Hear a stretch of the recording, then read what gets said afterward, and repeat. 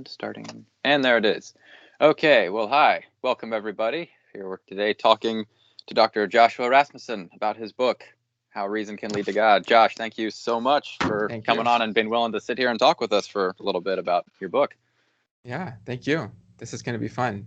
Yeah. Also returning is my my friend Joe Schmid, who's kind of become like the co-host for interviews now, which is awesome because he's great to have as an asset. So good to have him back in discussion with Doherty a while back. So I think we're going to start off just going through talking to Josh a little bit about what inspired you to write the book, I guess in general, because there's a fair amount of literature on theism and theistic arguments in philosophy of religion. So maybe it'd be good to touch on like what inspired you to write the book. Kind of maybe is it something about your whole like story in philosophy, or is it just something more like something was missing in the literature? So kind of, I guess maybe touch on your inspiration and drive to write the book. I'd be interested in hearing kind of a little bit about that if you'd be willing to share. Yeah, thank you. Yeah, I mean, this book was written more from my heart than, for example, this other book, Necessary Existence, where it's kind of more purely academic.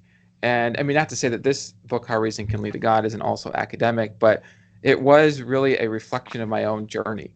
And one of the things that I feel like is sometimes missing in the conversations about these big questions is a articulation that is both accessible to a broader audience, but then also has a depth to it. And so I worked really hard to try to write a sort of bridge of reason that could inspire people in a fresh journey of discovery, and but also have a kind of depth to it, but also being accessible, right? So that sort of combination. I had a friend who asked me for a book like this, and I was trying to think of a book to recommend them, and I couldn't really think of any that was quite like this. Another thing too is, I mean, there's lots of good books on this topic, but sometimes there's just a certain kind of style, and one of the styles that comes forward in more popular articulations of arguments like these is sometimes more in the tone of, in order to be rational, you have to agree with the conclusion of this argument. And then I think that kind of leads to needless polarization. And what I wanted to do was just say, here's a pathway of reason for you to explore, test it, try to break my bridge, follow the light of reason within you.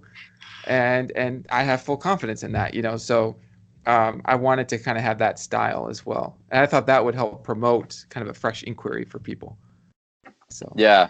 Okay, awesome. Yeah, it's really good. I mean, yeah, that was one thing as you know, I really enjoyed about it was like how well it rode the line between like really like solid and interesting like metaphysical issues and like, but also making it really accessible to people who aren't like metaphysicians. And like that was crazy to me. I was like, wow, like there's all these like really complex concepts there that are like actually you're making pretty easy to understand. So it helps with just like using these creative tools. And so and that was not easy. I mean, I wrote the first draft in about 3 months, and then I took 3 years editing it.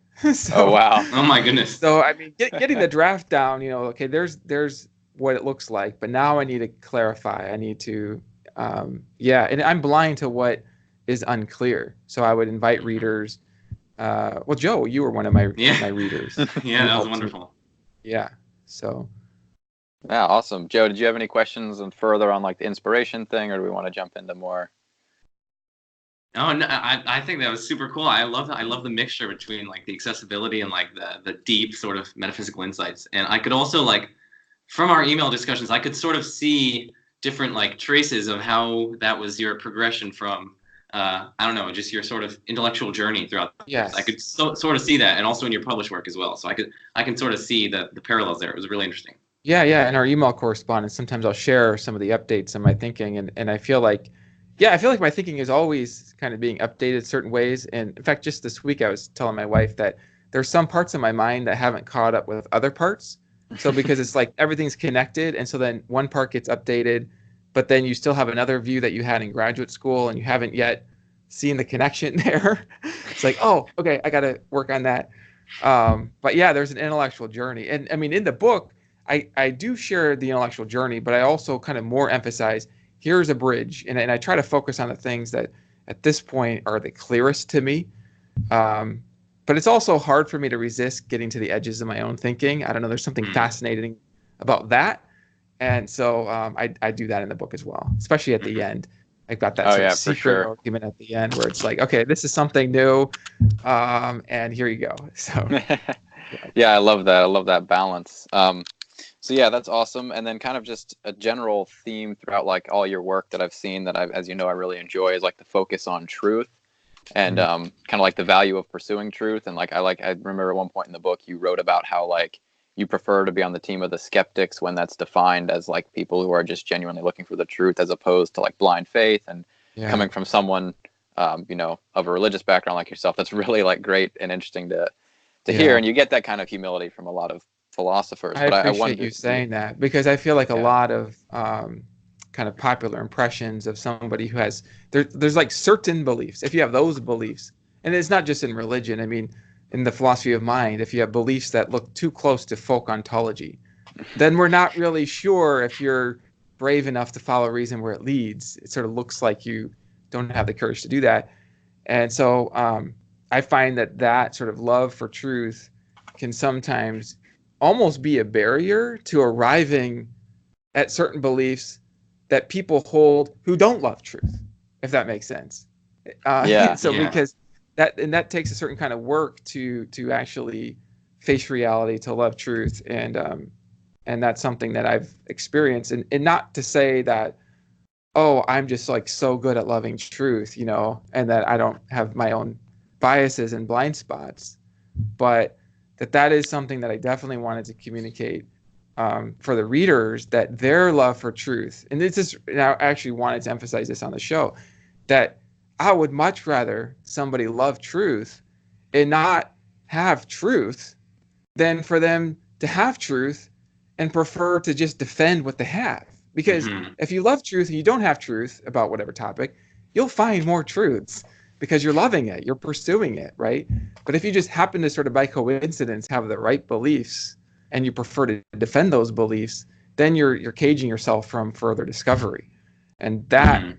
that I want to really express. Like even as we talk about the book and the particular lines of reason, it's like I tell people, trust the light of reason within you. So if I say something seems true to me, but it looks to you that reason doesn't confirm that, don't believe me. I want to float the light of reason in you. So, and I really do mean that, because I think yeah. that's how people are more powerful in the long term, is sort of learning to follow reason within them rather than just learning to find people to trust. Wow. Yeah, that's awesome. It's a great answer. I love that. Well, yeah, because I that kind of inspired one of my first like questions I had for you, as you probably saw in you might have Yeah. seen in my document, is because like I had recently had people like in my classes, like some of my professors and things, express like doubt about philosophy's ability to pursue truth and all that Yeah. actually. So we got into a discussion in one of our first philosophy club meetings about like the nature of truth and whether or not philosophy can attain it. And actually, a funny tie-in, I played one of your YouTube videos from Worldview Design on like the value of like use of reason. And I was Very. like, I pulled it up and I was like, everybody's like, go watch like these videos if you ever want. Like these are all great. And then I played your one on like ex nihilo creation. Thought the one on reason was great. I was like, no, like look at this. And so that was really Did, cool did, that you did you have those. find the one where I actually talk about whether philosophy can find facts? Yeah, Like the like can you deductive know anything in proof. Yeah. philosophy? Yeah. Yeah. Yeah, I watched that one. I didn't get into that one Okay. with the Yeah. I just played your one on reason and that, but I thought that was great. I was like, yeah, look, like we can obviously get to truths and that's one thing I realized with that too. Like even being able to falsify something is still Mhm. like truth. Like knowing something is false is still like knowing a Yeah. truth. You're knowing that a proposition is false. So I think that's Right. a common misconception there Yeah. Or too. even the principle that it has to be falsified. I mean, that's a Yeah, philosophical principle, right? So, exactly. yeah. Yeah, philosophy Which always itself wins. is false and has been falsified by the philosophers of science. But anyway. Yeah. Oh, it's a whole rabbit hole. But yeah, Sorry. no, Yeah. that's all good. I Good also stuff. really like how a lot of the significance and emphasis placed on truth sort of almost like parallels the cover as well. I don't know if you saw what I wrote about the cover, but I thought I the cover did. was just like, I thought it was just brilliant. Like, I Well, mean, I didn't some make the people have. cover. But I still think it's just brilliant. I mean, like, of course, the words read from bottom to top. I don't know if you like suggested that or something, but like, it's sort of like the accessibility to everyone, leading to an ascent towards truth, not starting from like our conviction or anything.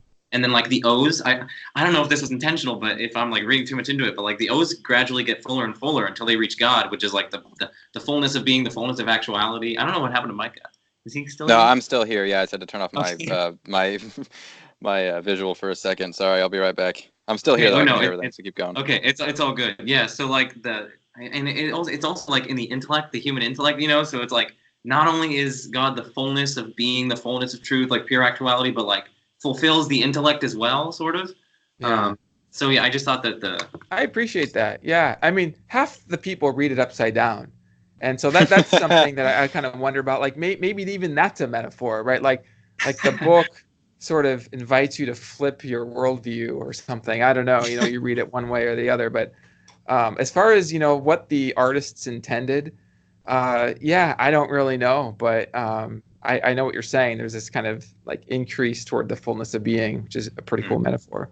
Yeah, I know. I saw you probably in my review. I kind of sarcastically said, I was like, in Josh's new book, God to lead can reason how. But I know. I love of course, yeah. But of course, I love like the ascension kind of metaphor. I thought was very good. So yeah, that's definitely a really interesting parallel there. Sorry, for one thing. We Yeah. miss you, Micah. We can't see Yeah. you. Oh, there you go. Well, there's no problem with my camera's working fine. Just for some reason, like Josh is like smaller on my screen, so I'll sort it out in a second. Okay. We'll figure it out later. But yeah, it's not too important. But okay.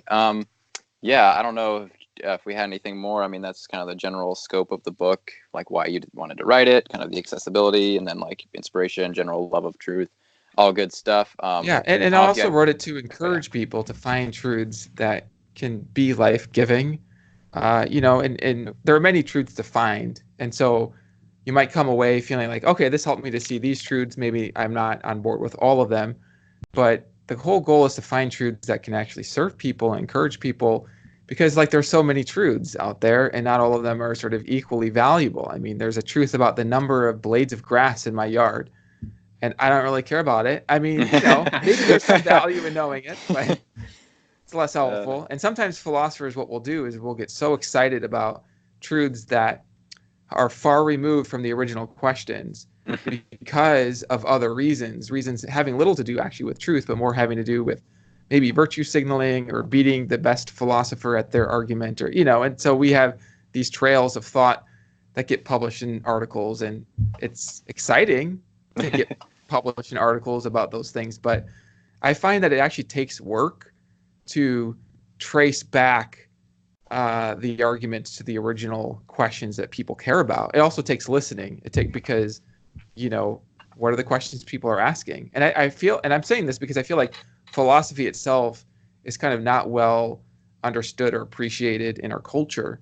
And if as philosophers come into the field, if we can really do better at articulating maybe even points of agreement that philosophers have come to a consensus on, because there are some points of that sort of progress, and then highlighting the things that can actually serve people or help them have tools to help them with their own questions, rather than advertising these arcane debates that, and I love arcane debates. I mean, so it's hard to resist non-self-exemplification, what that is and how to resolve that, right? But then to bring that back to the original biggest questions people care about is good. Yeah. Oh my goodness. That's like the sort of misconceptions about philosophy. Like when I tell people like, oh, so you're a biology major, I'm like, yeah, but I'm thinking about switching to philosophy. They're like, oh, what even is philosophy? Like, what are you doing that? Like, are you just sitting down, like just pondering stuff? I'm like, well, I mean, it's kind of just investigating everything that you take for granted, like investigating like the nature of reality. Like, do you like surely have a position on God's existence? Like that's what we're investigating. Like I'm just like, it's so exciting. And they're just or even like how to do science. I mean, when I met my wife at Notre Dame, she was a science PhD, and we had these conversations about quantum mechanics because philosophers have different interpretations of the data. And here we're on this sort of fuzzy line. Are we talking about science now? She's like, why are the philosophers talking about science? And we're like, this is philosophy. And she's like, this is science. It's like, well, it all bleeds together. It's just, call me a scientist of the foundations. Like, I just want to know what's true, So yeah, there's all these misconceptions of philosophy. Like, it's not even about reality, really. It's just about opinions and perspectives, and there's no progress. And it's like, okay, where did science come from? Where did math and logic come from? I mean, like, it comes from thinking well about the foundations, so yeah. Yeah, no, philosophy, that's been my slogan this year for like at school, is philosophy always wins, because every other field has to justify itself philosophically at some level. Even math, which most people take to be like, just necessary to all this stuff. Like, I mean, there's questions about nominalist mathematical objects, and there's or even deeper. fictionalists who think it's all false. Exactly. Yeah, or even at a more fundamental level, the fact that math always proceeds from logical axioms, so like it's all founded in philosophy. So I love I think, I'm a firm believer, and we have to put philosophy first if we're going to get, any knowledge about anything. But make philosophy great again. Yeah, exactly. We love our field. Definitely. But okay, is that are we good then on? We want to jump right into it then? Yeah. Is that good, Josh? You have anything else? Yeah, that's good. Yeah. Okay. So I think at this point, Joe and I are going to take turns kind of going over just very broad scope, I mean, just like a couple minutes, just like very quickly go over like what we thought of the book in general, I think is what we said, and then maybe like very briefly touch on an overview of some of our points. Does that sound good, everybody? Perfect. Okay. All right, Joe, you want to go first, or do you want me to go first? Sure. Yeah, I'll just give like a brief thoughts on the book. Yeah, I thought the book was overall wonderful, and I would definitely rate it highly, like Micah did. I mean, it starts with sort of the foundations of existence for people who don't know, and then it sort of gets to some sort of necessary foundation for concrete and abstract reality, and then it sort of proceeds to tease out the nature of this foundation, and ultimately it is argued that the best account of the foundation is a sort of maximally perfect being, which is God. And so, yeah, I think it was highly accessible. I think it was wonderful, and I mean, I don't know about how much more I can give for my brief thoughts on it, other than it was really good. So I'm going to turn it over to Micah for that. Okay. All right. Yeah. Well, you covered this. I'm glad. Thank you for covering just the general outline. I mean, as you guys know, and Josh knows from my review, I also thought it was fantastic. One of the only other book that I would compare it to David Bentley Hart's The Experience of God, which is one of my favorite books. Kind of changed my thinking, as Joe knows. We talked about changed my thinking a lot. So I guess just a general, I mean, it starts off, I also like the approach of like kind of just building these steps like one by one and kind of backing them up like with pure reason, but then like kind of later pulling it all together and showing like how the steps build with each other. So you don't like start off, like, as I like the approach of not starting off arguing like for God. It's starting off arguing that like, okay, something exists. Like, how do we give an account of why this thing exists? And, what are some just like kind of fundamental properties or, things we can know about this? And then just building there, and then eventually kind of almost not being a cumulative case, it's not the right word, but hopefully you know what I mean, in the sense of like eventually building to seeing like how all these kind of almost independent parts work together for this conclusion. I guess general thoughts would be Joe and I are both inclined to think that something necessary exists. I guess the move I'm skeptical of is the move from, a lot of philosophers are starting to accept this. Even Graham Oppy is kind of just like the move from necessary existence to God is where it kind of gets muddy. But I've also been kind of reading more recently, and in reading preparing for this, I'm also inclined to think that any view is going to have brute contingencies to explain. So that's also why I'm it's a little bit tentative about accepting the conclusion, or brute necessities. When you say brute, more so brute contingencies, but perhaps brute necessities too. I'm not sure. I've not fleshed that all out, but we'll get to that a little bit later, I think. So yeah, I really enjoyed it, as you know, from the review and everything, and I thought it was well done. And so that's why I wanted to give like an overview of, I guess, while maybe not. I just have questions about some of the moves, of course, as that's why we're having this discussion. But overall, I definitely thought it was fantastic, the way it was written, the accessibility, all that. So I appreciate you writing it. It's a good resource to have. It's got really high acclaim from people like even like J.P. Moreland, and saying that it's like the first book they give to skeptics. And so I think it's good to have something written from like this perspective to give to people who tend to be like really antagonistic towards religion, like having something that takes a pure like an actually very skeptical approach to these questions is really a valuable resource. Or even antagonistic towards philosophy, because one thing I really appreciate what you said about how you can see how reason leads you to some kind of foundation that has some sort of necessary existence, and that's already really interesting all by itself, right? Because I feel like sometimes these books they sometimes maybe focus on a particular truth, like this is the truth I want to get to, or belief or whatever, and I think it's really worth celebrating like every point of progress along a path, and so you could think of it as even a defense of the possibility of philosophy. Yeah, that's a good point to too. see Definitely. something. Yeah, to even see, so kind of like using reason to see just some truths in general. But okay, yeah. So that's good. I guess that's both of our general thoughts. I guess we can jump right into it then. Some of our questions, unless either of you have anything else pressing. I think we can just Sounds go good. right into it. So starting off with, I didn't get to say this exactly, but like the bridge of reason approach, I think is also helpful. And like, so getting into the questions about the book, I kind of like that approach starting in chapter 2 of just like, as I said, building that bridge. So, but I think Joe, you had some of the more like particular questions. So if you want to start off with kind of where maybe let's go to like one of your first points or like something, like a question you had first, Joe, like something like towards one of the earlier sections. Okay, yeah. So we can start with the sort of bridge of reason section, because that was sort of like the beginning of. So again, so the central argument of this really concerned the sort of the blob of everything. He introduced us to this blob that is all of reality, and it's the plurality or totality of all that exists. And you really make this sort of disjunction because you want it to be inclusive to people who don't think that it's sort of like an extra object over and above the plural of things in there. So, but so for starters, I mean, for our listeners and for us, could you give like a more precise characterization or account of like what we mean by plurality and how it differs from these more like robust things like Mariological sums or stuff like that? Yeah, good. So I think it might help just to use an example. So I've got a coffee mug here. Although actually one of my colleagues said that this is a soup bowl. So I guess I'm drinking too much coffee. I'm trying to fill it all up.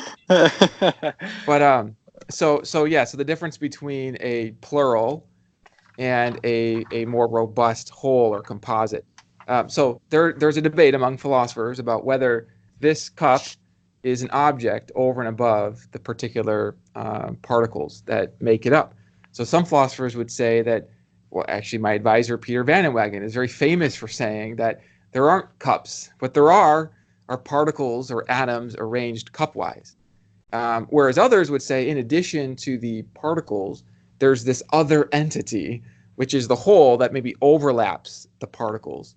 And so I want it to be neutral with respect to wholes and plurals. And so that's why I just say the blob of everything just refers to either the complex whole, or if you're Peter Van Wagen, you don't think there is such a thing, it refers to all the particles or all the atoms or all just the things, whatever they are. So one question for clarification. Would that, this is a basic point, but would that include the plurality? It obviously includes all physical things made up of particles. Assuming we believe in abstracto, which I'm agnostic on, would the plurality include things like abstract objects and entities? Everything. Okay. All reality. Yeah, good. Yeah. So do you think there can be an account? Sorry, this is a kind of like a meta point, but then, so you don't think there can be a plausible account given then for like necessarily existent abstracta, like they ultimately are kind of this plurality that's contingent then? So if you're talking about the entire realm of abstracta, and you're asking if they have necessary existence, if they have necessary existence, then they're part of the blob of everything. If they don't have necessary existence, and if they exist, they're still part of the blob of everything. I'm not sure. I might not be understanding what the question you want to come back. Oh, okay. If I could add a little bit of clarification. Yeah. So he's, I think Josh is not really getting at everything within this blob is going to be like non-necessary or things like that. He's mainly just saying that this blob as a whole is going to be self-sufficient regardless of whether or not everything within it is necessary. Yeah, regardless of whether thank you. Yeah, it includes even necessary things. If there okay, are. okay, that's what I was asking. Okay, yeah, gotcha. Thank you. Such a plurality. Okay, good. Thanks, Joe. No and problem. Josh, thank you both. Okay, so did that satisfy your question there, Joe? I know I had my side point on your question. Yeah. I mean, like he said, I mean, there might be a difficulty with time that this sort of bleeds into, because these two questions sort of complemented one another. So I kind of wanted to get that one out as well. So because this blob is the blob of everything, like the blob of everything, of course there couldn't be anything outside of it by its very definition. In which case there's no cause outside of it. And so you briefly, in a sort of going deeper section, it's also the sections that were totally like my favorite in it. They were so wonderful. Hey, Joe, you needed a going even deeper section after that. Those were so wonderful. Oh man. So you briefly characterize Bob's relation to Bob or blob. I go with both some of your videos. So you briefly characterize the relation to time. But some questions, of course, still arise. Like you aim to characterize it either as timeless or sort of omnitemporal, including all times, or else just sort of just timeless. So remaining sort of neutral on theories of time, again, sort of appealing to as many people as possible, which is wonderful. But I mean, let's suppose just for the sake of argument that presentism is true. Okay, so then only present things like actually exist. But that means that it seems that blob, if it's including all temporal reality, then it's going to have to include things that don't successfully, or it's going to include things that don't exist, right? Because it's going to include me yesterday or whatever, because I'm part of temporal reality yesterday if we're considering it sort of timelessly, and not considering sort of the presently existing things. But then there might be puzzles that arise with reference there.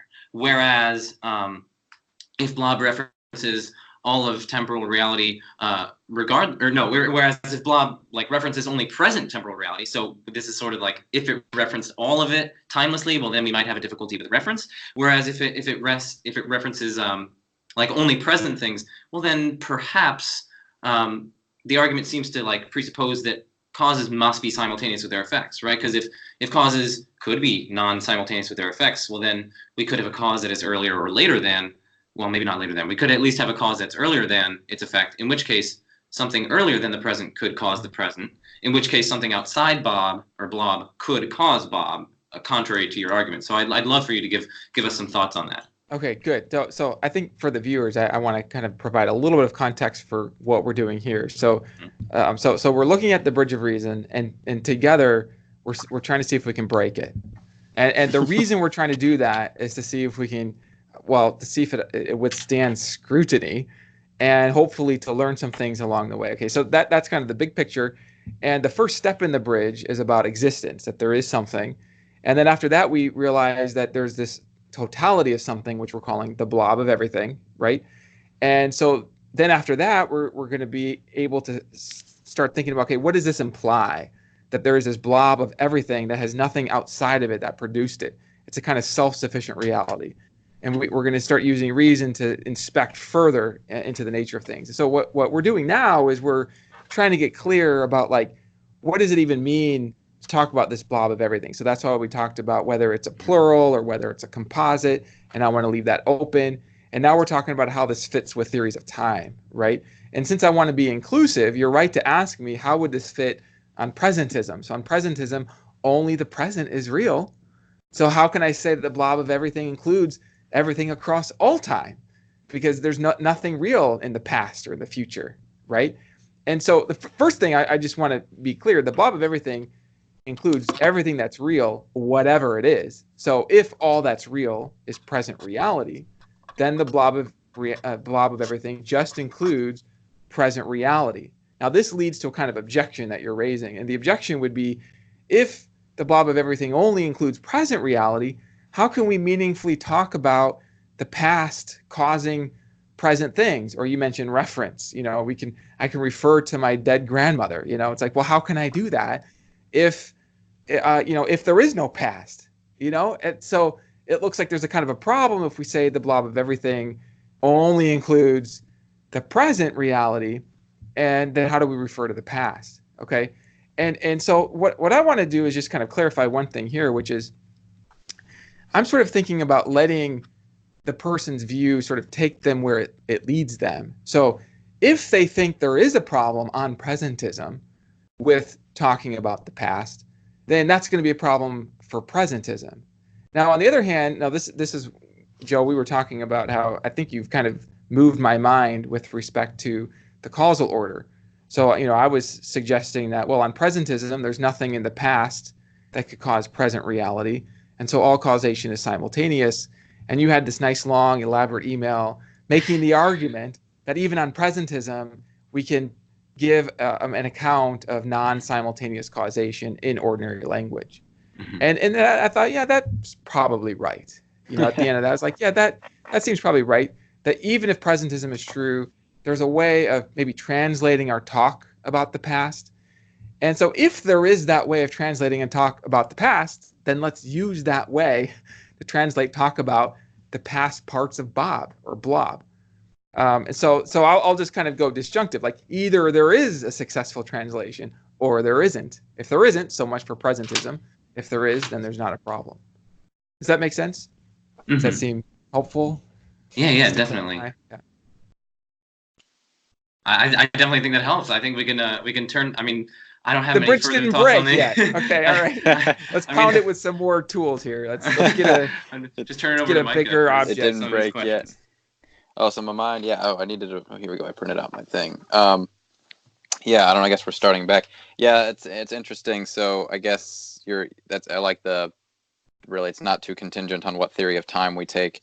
Joe and I have talked a little bit about time before, and my argument for my theory of time is completely appeal to authority. I lean towards B theory because Alexander Proust is a B theorist, and I feel like that's epistemic justification enough to at least lend that is slight credence. epistemic justification. He's made me less sure. He's made me less sure that B theory is wrong. I mean, because we've had these long email exchanges back and forth. We even talked about writing a book on this someday. But yes, I sort of represented the presentism, and he's represented the eternalism, and he's moved me away from thinking that eternalism is not even meaningful to thinking that, okay, I guess it's maybe meaningful, and maybe there's even some good arguments for it. And there's one particular argument I don't want to sidetrack the conversation, but there's this one argument that he's raised that I haven't really found a very satisfying answer to. And so sometimes when I can't sleep at night, it's therapeutic for me to think of a philosophy question. And this is one of these questions that I'll go to, and I've been working on that one for a few years, and at the end of the day I say, okay, point for the B theory. So yeah. That's really good. Yeah. Okay, so we can go with one of my first questions. This is something I've actually been introduced to very recently, and so I'm not going to probably lay it out as well as I would like to, but I've been referred to the work of Ricky Bliss on this, and that's, in your argument, it kind of seems to be, I wouldn't say you're assuming foundationalism, but you're setting out to kind of show this kind of foundationalist account of metaphysics, of reality as a whole. Like there must be, some foundation. And as we've alluded to before, I agree with that. I generally tend to think that that's right. But there is an anti-foundationalist camp. It's kind of the minority amongst metaphysicians, I think. But Ricky Bliss has written like a few papers arguing for it, and I kind of arguing. And it was funny. I was reading her paper on it and prepped for this, and she referenced you, like one of your papers. So like, okay, so she's aware of like the contemporary, like really good arguments for That's interesting. I'm not actually familiar with her paper, so this is good for me to know about. Yeah, I was surprised. It was one of your things from 2010, I think. So it's an older paper, but still. So she has this paper called Metaphysical Foundationalism and the Principle of Sufficient Reason. And at some point in the book, I think it's a little later, I'm jumping ahead, but you sketch out a little bit of a case for the PSR, which we'll get to later. I think we're all... Some form of it, yeah. Yeah, we all kind of accept it, but still. So she, at one point, let me see where she says, she says this interesting sentence that I wrote down. She said, "For where everything has an explanation, so the PSR, there is nothing fundamental." And so she basically argues in this paper that like the principle of sufficient reason is like employed for these cosmological arguments to establish God as foundation. But she actually, in this paper, the whole point of the paper is to argue that if the PSR is true, so much the worse for foundational theories. So I'm trying to find, again, I'm not... she's probably right. I mean, there's a version of the PSR that's perhaps too strong. I mean, if you say everything and everything's have an outside explanation, then you have a problem, right? Because there's nothing beyond everything that would explain everything. So I mean, I might end up being sympathetic with her broad point there. Yeah, that's one thing we can touch on later is modal collapse with the stronger versions of the PSR and kind of grammar stuff. But I actually think she employs the weaker one, if I remember correctly. She talks about, she sketches out one of the arguments based just on contingent things. So she's like the PSRW. Let's see. So she says something. So she lays out this argument, like this PSR contingency argument, and then says that it not only gets us the existence of something foundational or fundamental, but also tells us its modal status. So the foundationalist wishes to employ the PSRW, so the weaker one, to argue to the conclusion that there must be something fundamental because there's a contingent dependent totality of all contingent dependent facts. Then every contingent fact has an explanation. Then the fundamentalia will exist necessarily. So if the foundationalist is correct, that grounding involves necessitation. This, in conclusion, ought to be wholly unacceptable. So does that sound kind of generally like the general modal collapse, like PSR, like all Yeah, facts it become does. necessary argument? Yeah. Yes, and It seems it to be sounds pretty like common. even that principle is still not as weak as what I would want to endorse, because it sounds like she's thinking of explanation there as a kind of necessitating relation, and I want to allow for weaker notions of explanation. Like, so for example, if I am thirsty and I grab a cup of water, my wife asks, "Why did you do that?" I say, "Because I was thirsty." And she's like, "That can't be it. That's not an explanation at all, because it's logically possible that you were thirsty and everything exploded and you didn't grab a cup of water, or you just decided to do something else, right?" And I want to say that there is a notion of explanation that is stronger, but there are also weaker notions of explanation that are part of our ordinary language. And if somebody disagrees with that, I'm happy to. I mean, I don't necessarily like to debate words. Like, anybody can define words however they want. So I would say, well, then let's talk in terms of conditions. I mean, I do think generally some explanation is going to be better than no explanation if there's an explanation that's available. But if we don't have to use the word explanation, we can talk in terms of conditions. So if you have a reality like a cup, or let's say the next iPhone that hasn't been invented yet, my thought would be that that reality wouldn't be able to be actual if it's a merely potential reality without some prior conditions that allow it to be actual. And that leaves open the sort of connection between the condition and the effect. So maybe it's a necessary connection, maybe it's an indeterministic connection. It leaves open many different options there. So that's how I would avoid this kind of modal collapse while maintaining the kind of causal structure we find in science, or that we sort of implicitly sort of use in our scientific thinking. Mm-hmm. Yeah, I mean, I don't want to like, I don't want to say this is my three-pronged thought here. I'm going to make it brief, but like, I don't want to say that this applies to all arguments from modal collapse, but I think the majority, or a lot of them that I've seen for arguments for modal collapse, generally suffer from roughly three problems. I mean, there might be more, there might be less, but so one of them, I mean, a lot of them say like, okay, well, there is this BCCF, the big conjunctive contingent fact. But I mean, or like there's some contingent totality or things like that. But I mean, I know Christopher Tomaszewski, he has a really good paper talking about the BCCF and its relation to modal collapse. So that's definitely one assumption that I would pinpoint and say like that there is such a thing. Yeah, that there is even a BCCF. And I would point to Christopher Tomaszewski. We don't really have time to get into what he says, but that's one problem with them. The second one, I think Josh just leveled this one, that like explanands don't need to entail their explanandum to be good. Like logical entailment is neither necessary nor sufficient for explanation. So like it's not necessary because we can have a perfectly satisfactory explanation, as Josh says, but it's also like not sufficient, right? We know that from philosophy of science. The flagpole example, like the position of the sun, the flagpole, and the shadow of the flagpole. I mean, we can like specify the length of the flagpole and the position of the sun, and that could be logically sufficient for the shadow, and that could explain it. But usually we're going to appeal to the causal order to explain it. Whereas we could plug into this equation the length of the shadow, and then the length of the flagpole, and then we could logically entail the position of the sun. But obviously, the length of a shadow and the length of the flagpole is not going to explain why the sun is in the position that it's in. That's well put. And so, so like the philosophy of science really gives us some tools here as well to see why logical entailment is neither necessary nor sufficient for explanation. And so that's the second one. And then the third one is just, usually they say, oh, well, there is this BCCF and no contingent thing could explain it.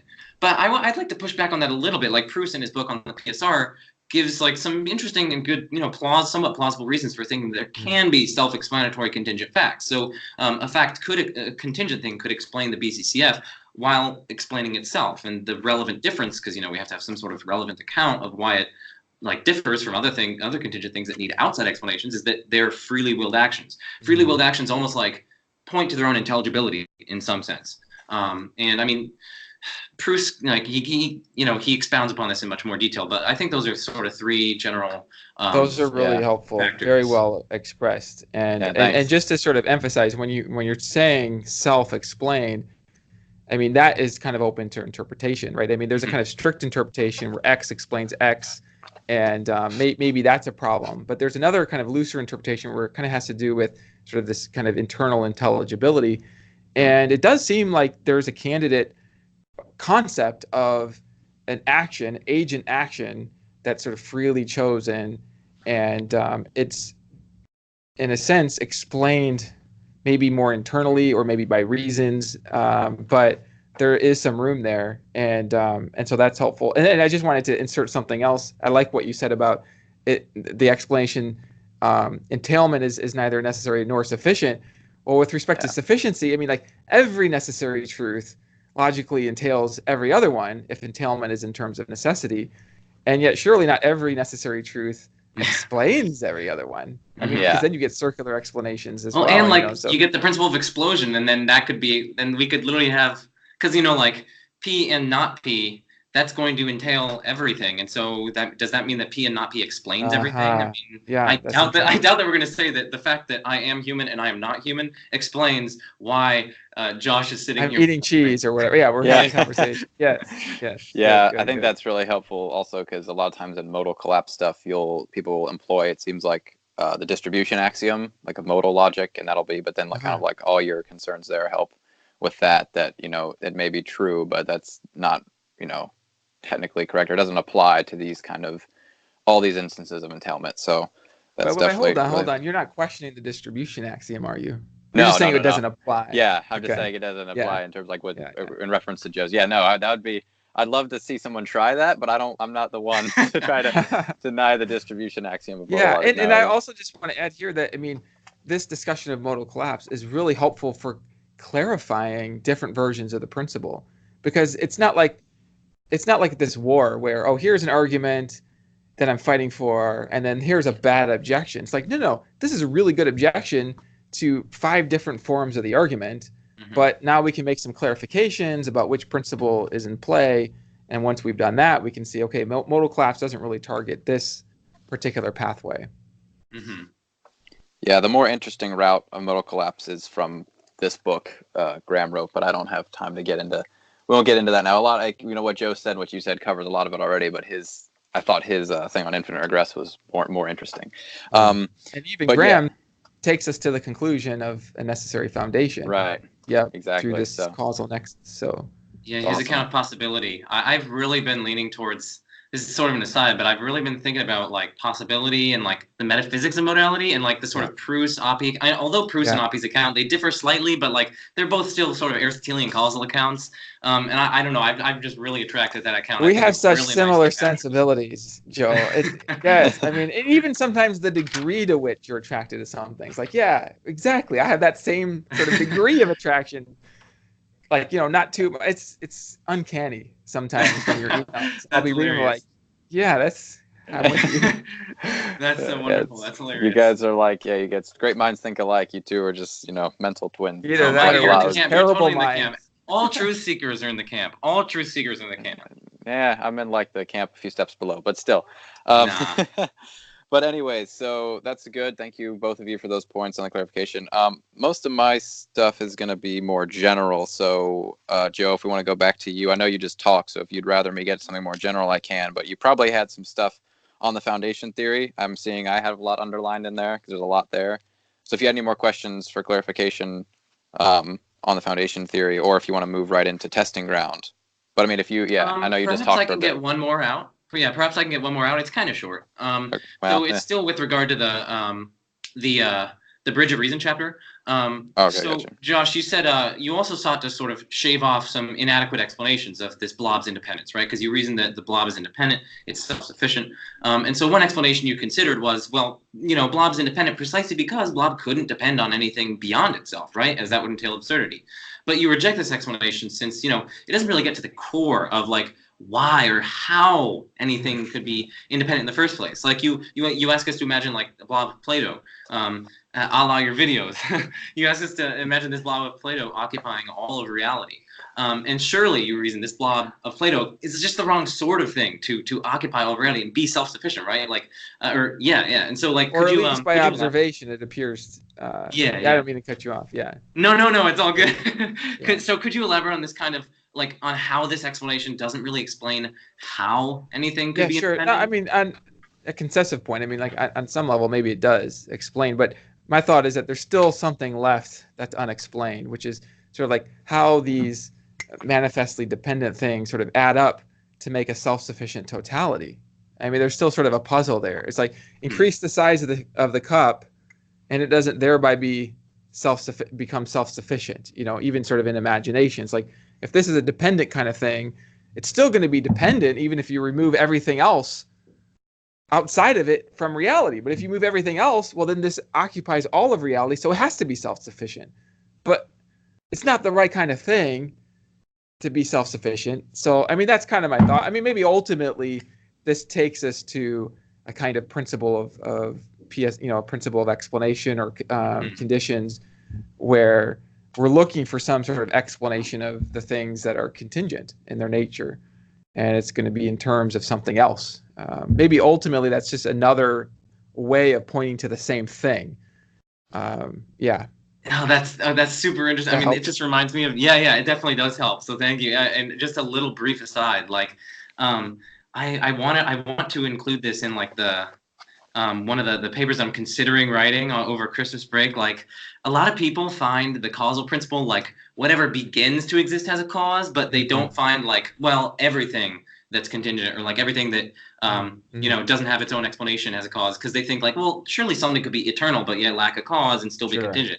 But like, if we take what you just said there and we say that something, whether or not something is dependent, just part of its nature, then we can actually sort of see how we can like bridge the gap from the causal principle from beginnings to eternality. And Proust gives like a really interesting argument on his blog for this. And so he takes two objects that are otherwise identical, and then like one of them is eternally existent, one of them begins to exist, but you just like speed up the time for the one that began to exist. So like it has the exact same intrinsic like life or like exact same like sort of experiences or whatever that the other one has, just sped up by a factor of 2 for each slice. So like I'm explaining. Is this the cannonball example, or is this another one? No, this is a different example. Like, okay. I'm not explaining this well, but like we have two objects, okay, and they're the same nature. They're one of them's eternal, and one of them began to exist, let's say, like yesterday.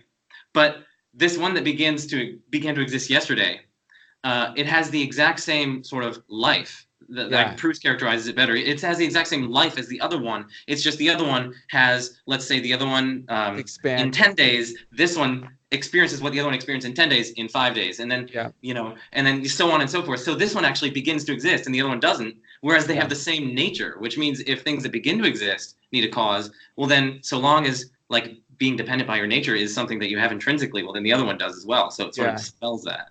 Yeah, I remember Richard Taylor has this line that the age of a thing doesn't explain the existence of a thing. And, it doesn't really matter if you extend it out to forever. You still haven't explained why it's there at all. And I've wondered psychologically if what's going on when people think maybe if it's eternal, it doesn't need a further explanation, is that if it's eternal, what explains how it can even be eternal is that it has the kind of nature that includes necessary existence. It can't not be. Like that even explains why it continues to be. And so then that's the kind of thing that wouldn't have this sort of deeper explanation. And so if you think of something that's contingent and eternal, well, now we can sort of conceive of it, abstractly. We put the concepts together. But then when you look more closely at like, what does that really mean? And I like how you put that, Joe. It's like, well, what kind of a nature could, just extending its life, changing the shape and size, its temporal spatial profile, doesn't seem like it's a relevant difference for its being completely uncaused and foundational. So Okay, cool. Michael, while you're asking your question, I'm just going to pull up how Alex worded it, because he used the word like their internal life or something. So I'll get back to you in a second. So Michael, you can ask your question. Well, I know I phrased that so poorly. No, it's all good. I think this I'm jumping like a little bit ahead. I'm jumping to chapter 5 real fast for your thing on eternal. If I could just insert right before you go there, yeah, there was a question on your list I thought was helpful to clarify one thing, which had to do with what it means for the collection to be contingent. So like, let's say just for concreteness, there's a bunch of snow, and each bit of snow is contingent. But let's add God to the mix. Let's say there's a necessarily existing supreme mind or whatever. So there's a bunch of snow plus this necessary, for God it's too distracting. Let's just say a necessary particle, okay? A necessary particle plus snow. Is that totality, which consists of both the necessary thing and the contingent things, is that contingent? Mm-hmm. Right? And what I want to say is that when I'm looking for an outside explanation, I'm looking for an outside explanation of a purely contingent plurality, which is a plurality that all of which is contingent, all of its parts. Okay, but if instead we're talking about pluralities that include necessary parts, then in some sense we could say that that's also contingent, because if any of the contingent parts were removed, then that particular plurality wouldn't be the same plurality, and so that particular plurality wouldn't exist, and so it's a contingent plurality. But then when I'm looking for an explanation of that, now I can allow for an internal explanation, an explanation that makes reference to one of its necessary parts. Mm-hmm. And so I thought that your questions there were really helpful for making this clarification. And I first kind of came across this in Robert Kuhn's work, because he talks about sort of mixing the contingent universe with the necessary cause, and then, well, what's that combination of things? Is that, well, that's contingent, but it's only contingent because of its contingent part, but it has a necessary part. And so he says it's only the purely contingent reality that has an external condition. Mm-hmm. Okay, so it's just one paragraph. It's just one paragraph, and he explains it really well, and it's not too long. Okay, so this is what I was trying to get at. I was explaining it horribly, so I deeply apologize. I'm much better typing, and so I can think about it. But when I speak, I'm the same way, by the way. When I speak, it's like all over the place. So it's suppose Alice has existed for an infinite amount of time, and now time zero in some unit system has just come. Okay, so imagine that between time -1 and time 0, Barbara lived internally a life just like Alice did between time -1 and time 0. But between time -1.5 and -1, Barbara lived a life sped up by a factor of 2, exactly like Alice's life between time -2 and time -1. And then he goes on to, say, like, in between time -1.75 and -1.5, Barbara lived a life sped up by, a factor of 2 again, exactly like Alice's life between time -3 and -2, and so on. So Barbara is actually, when you do this, Barbara is going to come into existence at -2, right? Because we're doing Barbara's from -1.75 to -1.5, and then -1.875 to -1.75, right? So So Barbara's going to come into existence, whereas Alice is going to be eternal. But they have the exact same internal life. They have the exact same sort of nature. They have the exact same eternal life. And so if you're going to say that everything that begins to exist is a cause, whereas you're going to deny that everything, I'm not reading him right now, whereas you're going to deny that everything contingent has a cause, well, you're getting a tension in your framework, right? Because, like, there's no difference between Alice and Barbara. There's no difference in terms of their internal intrinsic nature, their life.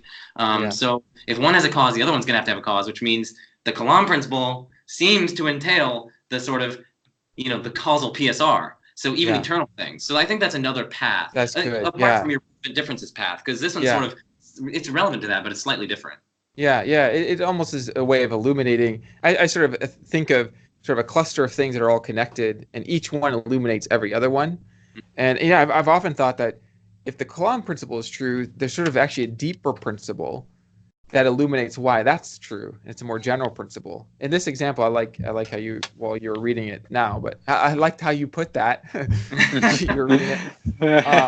And I mean, and actually I want to say one more thing about how you can have many different principles, because sometimes people think the principles compete with each other. So here's a principle that I think, like, everybody's going to agree upon. Like, every human being who's thought about it will agree. You're probably wondering what's it going to be. That every coffee mug has an explanation. Every actual coffee mug has an explanation. Okay. Now that explains. You could even say, what explains the existence of coffee mugs? It's like, well, here's a principle that explains our experience with coffee mugs. They all have some further explanation, some factory that produces it or whatever. So, okay, but that principle that every coffee mug has an explanation doesn't compete with the broader principle that every, artifact has an explanation, or every contingent thing has an explanation. They're both true, right? Mm-hmm. And so, what you're even pointing out, Joe, in terms of the Kalam principle, is it's not even, I like how you put it that maybe that principle entails this broader principle.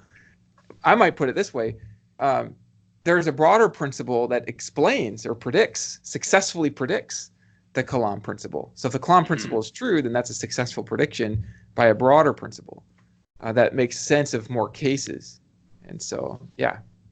Thank you for that so much. Yeah, sorry, I had to bring in Bruce is much more eloquent than I am. So yeah, even just for your viewers, like a tool to kind of help you make progress in thinking about the causal structure of reality is just to ask yourself, like, what's the simplest principle with the highest scope, highest explanatory scope? What's the simplest principle of the causal order, of the explanatory order, that is in your own terms, not contradictory, doesn't lead to absurd results? If modal collapse is absurd, then, pick a principle that doesn't lead to that, right? But what's the simplest one that accounts for the widest data? And then if you do that, you can go farther than just stopping at the Kalam cosmological argument principle that, whatever begins has a cause. You can go beyond that. Even an eternal thing, as long as its nature. William Rowe has the example of an eternal star giving off light forever. It's like, well, the light of that star, the existence of light is eternal. But in that example, it would still be dependent on something prior. Okay, nice. Yeah, so, okay, I guess one of my questions, I'm jumping ahead sections here, but on your eternal power section, I felt like this was relevant given we covered time and just eternality and contingency in general. It's kind of bleeding on to these points. And I actually thought of kind of a new question as you guys were discussing that I thought was interesting. But basically, I was looking back and I just wrote this out an hour ago, before we started talking. So this is not going to be as cogent as I'd like it to be. But in your eternal power section, you're sketching this case that basically, I'm trying to find exactly where you say it. Either power ultimately came from nothing or it never came into existence. Power has to be eternal. So that's kind of the thing you're sketching out in this eternal power section. So one thing I was going to ask about that, I have a further question that comes out of the conversation you guys just had. But given that a B theory is true, as Alex Proust leans towards, so it seems like we could have a state of power that's eternal, or that is natural. So it doesn't seem like we have to posit something outside the causal order if the causal order is eternal, or I should say the concrete or natural causal order, however you want to put it. Sure. It seems to me to be the case that, and this doesn't hurt your theory, it's just or at all, it's just a question for, it seems to me epistemically plausible that we could have an eternally existing thing that's not God. So there could be this state of eternal power that's not reliant on theism. Mm-hmm. And then I agree. So that's certainly epistemically possible, for sure. Up to that part of the book, right? And of course, one could read the rest of the book and still have objections. But right, so that chapter is about the eternality of power.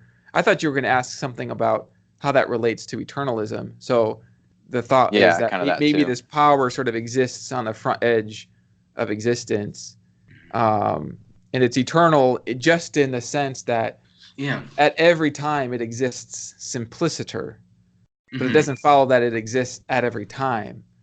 Mm-hmm. It has temporal bounds. Yeah, it has temporal bounds, perhaps both sides of its existence, but so there are times at which it doesn't, in the future, this would be Graham's initial singularity, for example, if eternalism is true. So it may have temporal bounds, but it's still within reality, and it's always within reality. Yes.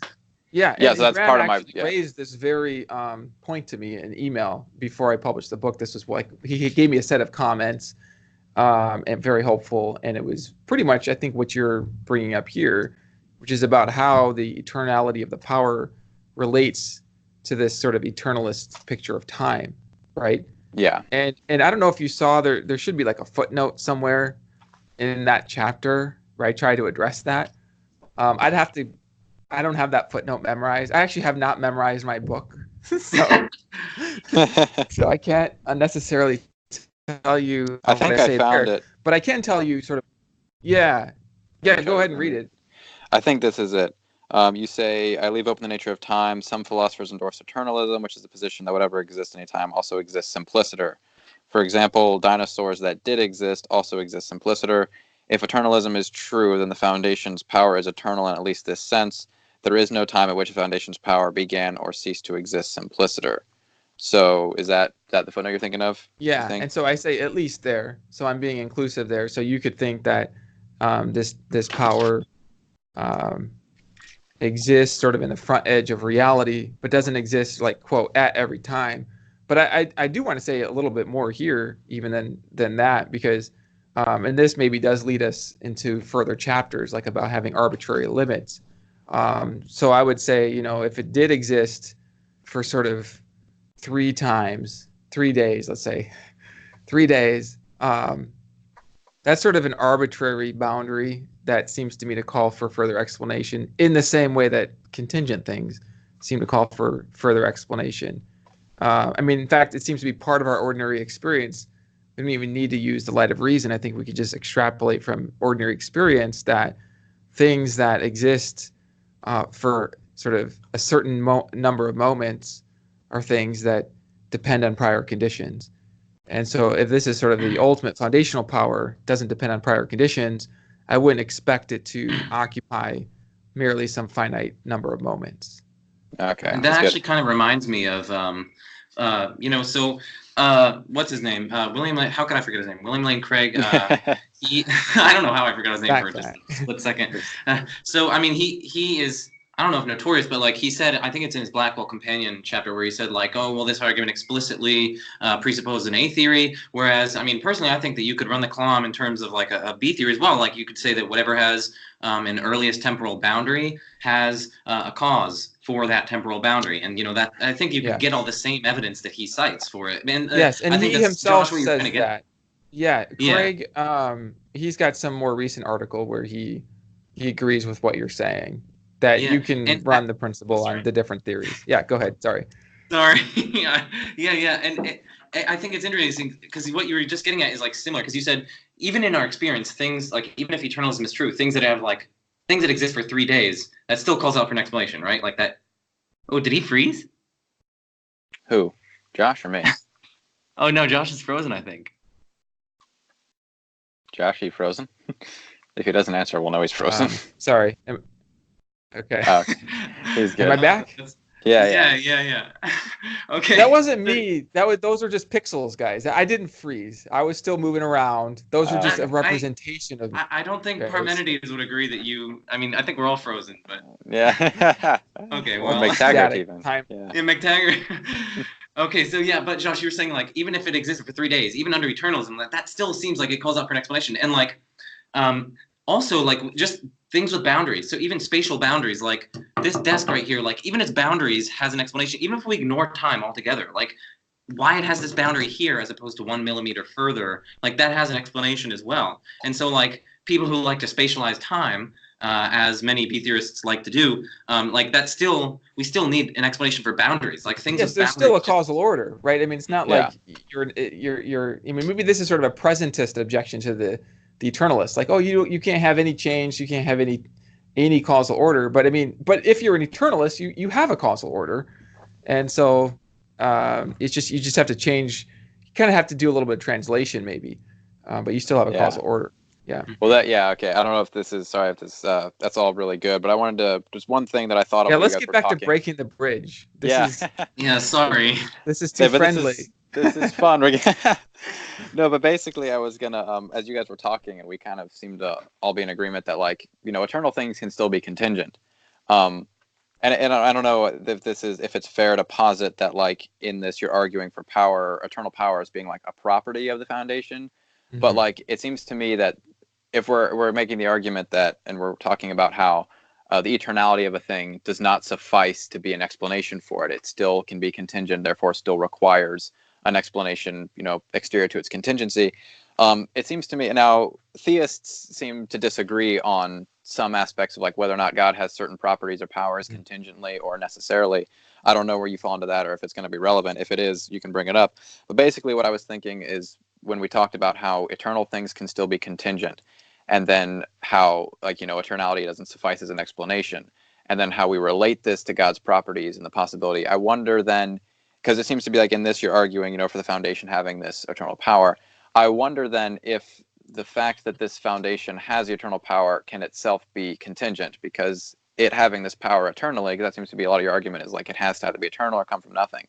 But that maybe is the property itself of having eternal power contingent, because if so, it seems like perhaps on some theistic accounts that's a contingent property.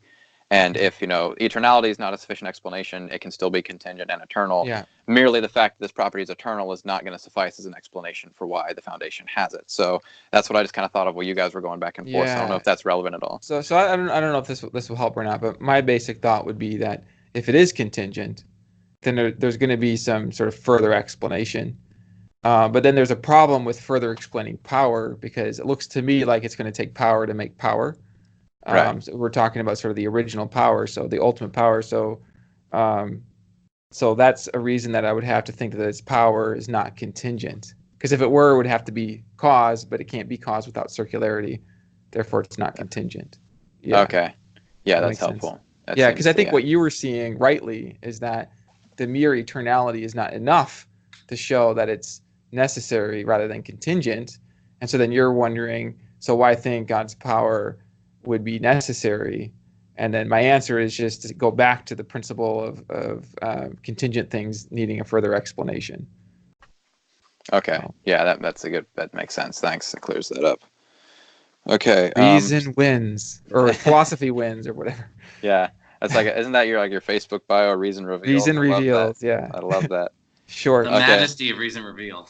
I love the majesty. I have to always cite you, I guess, Joe. No, it's Baruch Spinoza, but I love it so much. Now. Yes, I love it so much. In my book, because there's a majesty to it. It's this light that illuminates things, and reason operating on evidence, experience. Yeah. Yeah. So I think I'm going to have some more questions again once we get more generally. I have some stuff on chapter 6, purely actual, but I'm sure Joe, I know we're having to cut down. Joe and I were talking about this. We're not going to get to ask him 1/50th of what we're going to want to, all these, we have questions on we'd have questions on every page. But this is just too fun, so it's sort of hard to resist. Keep going, I know. But I mean, how much time do we have? So what is our sort of window here? It's kind of up to you, and I know you're you've got, so it's kind of whenever you're free. I mean, normally we were thinking we think usually these discussions you run anywhere from an hour and a half to 2 hours. Okay. Fine to give or take. I'm fine to go over that or under it. Whenever we need to let you go, just that give us a kind of a warning. All right. Right around the 2 hour mark, probably. And we'll just see how it goes, because this is fun for me, and my wife, I have an open window here. And so there's sort of this question: if I leave too late, what are the expectations? And but yeah, we can make it till 3, probably at the latest. So yeah. Okay. Awesome. Yeah, 3 o'clock my time. I don't know what time it is over there. We got another. No. Okay. What time? That's 6 for us. That's 6 for us. So yeah, that's about what I was thinking. Yeah. Cool. So yeah, I'm gonna have a thing. I actually have some input from Graham Oppie on the purely actual from our email correspondence. But before we get into that. Joe, I'm sure you had a couple things on the other. Well, we also skipped over testing ground. I'm going to want to go back to the bootstrapping, but yeah. Before we get into all that, Joe, do you have anything else? Some of your questions for clarification and such. We need to take a long time on these questions because there's a really hard question coming up about how to produce selves. That I wrote a few notes and I wrote a note on there and I was like, that's just too hard. I really want to get to that one as well. Yeah, we definitely need to get to that. So maybe I could just do one from the purely actual chapter. And so it's getting back to the bridge, and it's sort of the epistemology of the principles that are used. So you employ the tool of sort of modal uniformity or modal continuity. This is so tool. Could you? Yeah. Could you give a sketch sort of the conditions under which we can? I mean, I know you and I have talked about this, but not all subsets of classes are sort of projectively uniform. So in our experience, like all the classes of things we see are like have a cause, but we can't projectively infer from uniformity that, well, therefore all classes have a cause, because we could have the class of all things. And so like clearly it's not all projectable. So like could you give a sketch of the conditions under which we can use this modal uniformity? Yeah, okay. So the short answer is no, unfortunately. That's my short answer. So let me elaborate. And I actually say this in my article with AJP on, this is where I introduce this tool for the philosophers. And I start to look at, okay, what are the sort of necessary and sufficient conditions? And even in my book with Alex, I used a tool, and we also talked about, okay, what are some ways of making it safer to use the tool? Safer, right? But let me just say a little bit about kind of how the tool came to my mind, and then why it might be okay to say no to the question, what are the necessary sufficient conditions for using the tool? So, it came to my mind. I was reading Aristotle, and he has this line. I don't know if this was the first time I thought of it, but I just remember I was reading him, and he has this line about co-located objects. Yeah, If there's two, who knows if objects can be exactly co-located? Like imagine these perfectly dense balls, okay? Maybe one is green, the other is blue, and they get closer, and you expect they can't really completely overlap, right? But so that's a question. Like, could you have this complete overlapping reality? And what he says is like, if you could have two overlapping things, then you could have 3 and 4 and 5 and any number, because it would be completely sort of arbitrary to cut it off and say the highest number of co-located objects that are possible is 67. And so reason sort of just says yes to that, right? In that case, okay? But there are other cases where, I have this example with how much milk Keith Lair could drink. And the first iteration of this was actually for a term paper for Peter Van Wagen. And I don't know, I remember coming up with this example with a friend of Keith Lair, this epistemologist, how much milk he can drink. It looks like he could drink maybe 2 gallons, maybe 3 gallons. But there's some limit, after which like he couldn't drink to that number. Who knows what it is, right? And so there's a break in uniformity. So maybe what I want to say is that there are some cases where the light of reason just says yes in those cases. And so I just have to invite you to consider the cases. This is kind of a particularist epistemology. Mm-hmm. We just start with the clear, and then you come up with a principle that can maybe explain the clear, but the principle won't be even as clear as the particular cases. Another approach is to kind of treat the principle as sort of a modest, sort of defeasible rule. And I know one of your questions was even about that, like, why I think we can even do that. And sort of maybe this can be my last final thought about this, is that maybe there's other more fundamental epistemological principles at work, like just inference to the best explanation of a set of cases, or just philosophical induction, where you just extrapolate, and these are all defeasible, right? And so that's it. That's really all I can do. This is one tool you can use. If it looks like saying that the foundation of existence could only produce 10 to the 85 particles and not 10 to the 86, that's sort of a break in modal continuity, then that will give you a little bit of evidence for thinking that it doesn't have that arbitrary break. And so, and again, this goes back to one of my first comments about consulting the light of reason within you and just kind of seeing for yourself, because I can't just say, well, here's the modal principle, and you have to believe this because I say so. Ultimately, the only way you can believe it is if it clicks in your own mind. Ultimately, unless you want to just trust authorities, which personally, I guess we have to lean on each other, right? We can't just figure everything out. But this is one of these personality quirks that I have. That I feel like if I don't see it, that I just can't. I know, Joe, you mentioned this. You have this quality too. My dad. I don't know if I ever shared this example, but when I was like 5 years old, my dad, he gave me 2 quarters, and I was all excited about how I had 2 quarters, and I added them up in my mind, and I thought 25 plus 25 must equal 45. Because you can't. It's like a construction error, right? You can't get the 0 out of the 5s. They only add up to a 5. So, combining, I did not believe my dad, and I remember my older brothers saying, "Josh, like your dad's right," And I was like, I knew he didn't see it. I knew he didn't see it. I was like, you don't see it, and so I could not. I remember sitting on a bed just thinking it through in my mind, like, oh, okay, I get it now, I get it. But until I could figure it out, I couldn't trust That's it. wonderful. That's amazing. Oh, So that could be goodness. really a problem for me. I mean, and that, it's just kind of a personality thing. But at the same time, I do think that people who, not everybody needs to be a car mechanic, and not everybody needs to seek truth with the same kind of vigilance. And I think truth seekers who play this role of trying to gain insight, one of the qualities I think that does make them more powerful is when they're seeing it for themselves and really checking things for themselves. And so I do recommend that. Yeah, I remember on Facebook you talking about at one point, like the contrast of like reason being like part of like this kind of like light of liberty thing, and like this liberty ideal, like as opposed to like almost authoritarianism being conflated, like combined with ignorance. I thought that was really cool. That was a good example because it seems to be accurate. So I really like that. Yeah, because reason is something individual that each person Yeah. can consult that from within. And I think sometimes people disempower themselves by waiting for a group of experts to all say it's okay to believe something. And there are some things that, I mean, look, the experts don't even agree whether the Pythagorean theorem is true, because the experts on math, some of them are fictionalists. Some think it's all false, right? So if you wait for the experts to agree for you to see something for yourself, you can be waiting for a long time. Yeah, that's great. Joe, I don't know if you had more. I mean, I have Graham's thing on pure act that I want to get to at some point with this pure act thing, and then I really only have. I mean, I have a lot of points, but I just want to say I just have like this, and then like there's one point I really want to get to because Graham and I discussed it, and he kind of practically endorsed it, so that made me feel good.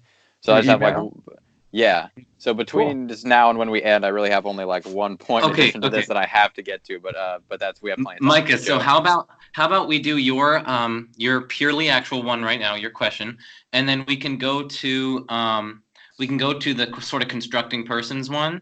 Josh really wants to talk about, and I've not heard this. I didn't get to read your whole document, so I'm very curious. I feel like I want to say something just to insert this, and we can go longer because I know I'm just taking a lot of time saying a lot of things, but it's fun to like try to break the bridge with you guys. And one thing I've noticed about the project of philosophy is it actually takes a lot more work to see a system, to build a system, than to not see. And I want to just say this because there is this great virtue of skepticism where you're sort of, intellectually humble and you recognize that you don't see things. And I've also noticed that people who are kind of more dogmatic, there's a kind of inverse relationship between degree of dogmatism and depth of insight. I've noticed this many times. And so for that reason, people who are truth seekers will often emphasize the value of skepticism and intellectual humility.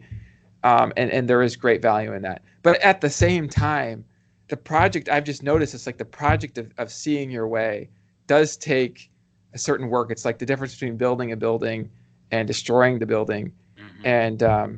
And so I don't know, what the outcome of this is in the end. I guess it just takes wisdom to balance them both. And so, I really appreciate this kind of interaction where we're sort of trying to break the bridge, seeing if we can build something. And I think that really does lead to the most progress in the long term. So yeah, for sure. Now let's try to break it. Yeah, okay. It's definitely easier to pick things apart than build like a whole structure. So that's definitely a big project. So, okay, so Joe, so we're good with doing Graham's thing now. Yeah, I can't claim credit for this. This is way too smart for me. And it's also, I'm not sure that I endorse it because I'm kind of undecided on some of the things he talks about. Graham is I believe he's a fictionalist, or at least he cited me to read Stephen Yablow's paper, A Path Through Fictionalism, for a development of his kind of view. So it seems like he takes a fictionalist, or at least pretty nominalist approach to things like properties. And so that's what he gets into in this email he sent me that I printed out, because I asked him, when we were doing our discussion with Trent Doherty, we had anticipated maybe if we finished on animal suffering talking about pure act, like why a necessary being would have to be pure act, because he had mentioned something about that. Turns out we didn't even get close to finishing.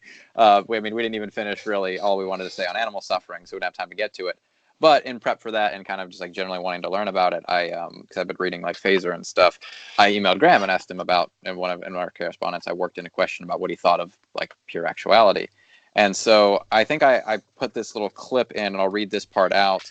But he there's obviously like 3 pages of justifying this last part here. But basically he says, let's see, I think this is the part I clipped onto my document. I don't know if you got to read it yet, but he says, this is what he says.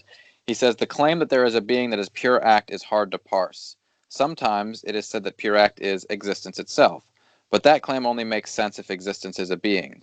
If existence is not a being, then pure act is an empty expression. Thomists make a point of saying that pure act is not an object. It escapes ontological categories of object and property.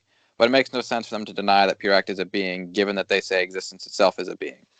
And he says, what goes for essences goes for natures as well. And so I'm not going to be able to give his whole email, but just to like justify a little bit of that, his response was, he just sent me 6 assumptions that he took to be controversial when talking about this being. And so the first is that properties are being and objects are beings. Properties are parts of objects. Essences are beings. Essences are parts of objects. Existence is a property. Existence is part of every existent object. And there are non-existent beings. So one of the things he talked about is that he says that properties, like talk about properties, pays its way, in the sense that like it has this explanatory power in terms of our reference to things, but he says it doesn't increase our ontological, ideological, and theoretical commitments. So the example he gives is, he says, like, suppose I'm talking about the chair, like the red chair in my office. The chair has the following properties, like redness, four-leggedness. He's like, I'm not committed. He's basically, the point he sketches out is, I'm not committed to anything more saying my chair has the property of redness than just saying the chair is red. And I'm not committed to anything more ontologically saying the chair has 4 legs than I am in saying that the chair has four-leggedness. So he basically sketches out the case that properties don't increase our ontological commitments. They're just kind of like ways we reference things that we can reference in other ways, and just kind of like parts of objects. Now, the more what I think is really kind of the most interesting part of this whole thing is when he talks a little bit about that last point about non-existent beings. But before I get to that, I wonder what you think, because I know obviously there's going to be a divide there. Yeah, you guys are going to disagree now I feel on like properties. We're kind of more squarely even in kind of my area of specialization in metaphysics. Oh, good. Because we were talking before the show that people kind of know me in the field of philosophy of religion because I sort of apply my work on these big questions, but sort of my kind of what even brings me into philosophy of religion really is thinking about kind of the nature of properties, the nature of propositions. And I think Graham is absolutely right that there are true sentences in ordinary language that we can translate without reference to properties. Okay, he's right about that. But it doesn't follow that we can do that for every true sentence. And so there are some sentences that I just don't see a good way to translate them. And this is something that Peter Van Wagen makes this argument in his article, Theory of Properties. In fact, he doesn't even posit properties as explainers. He just says, here are some true things that we find even in science, that there are some features that certain kinds of organisms have in common. And I think it's like insects and arachnids. There are some features that they have in common. Or if I were talking with Graham, I might say, Graham, there are some things that you think are true that I'm not so sure about. You're a believer in some things that I'm not so sure about. Well, what are these things? And so what Peter does is it's not even a matter of let's posit properties or let's posit abstract objects to explain anything. It's rather what follows from the proposition there are things that we have in common. What follows from that? And so he uses the word attributes as just what he means when he's referring to the kinds of things that we're talking about when we say there are things that things have in common. These are what he calls sayables, the things that you can say of things. And then what he does is he looks to see, well, is there another translation of that where we don't make reference to properties or attributes or any such thing like that? And he doesn't find any successful translation. And he himself says he would like there to be, because he would rather simplify his ontology and have as few things. Abstract objects are sort of weird, I think. Anyway, speaking for myself, I won't speak for him, but speaking for myself, I also have not found a viable translation. I mean, so it seems like the sort of most straightforward translation of there are some things that some chairs have in common. No, I want to emphasize again, there are some sentences that are translatable. If you say these are both blue, okay, then I haven't quantified over blueness. But if I say there are some things, I haven't even told you what they are. There are some things that we believe in common. It seems to me that entails that there are some such things. And so this is a reason that I have for thinking that properties are real, propositions are real. I don't think math is all false. Here's a kind of another argument is that truth is about correspondence. And so if they're mathematical truths, they correspond to something. Well, it doesn't look like they correspond to anything material, or at least on any ordinary concept of material, because destroy any material object, and it's still the case that 2 + 2 = 4. I mean, the numbers don't seem to be material things.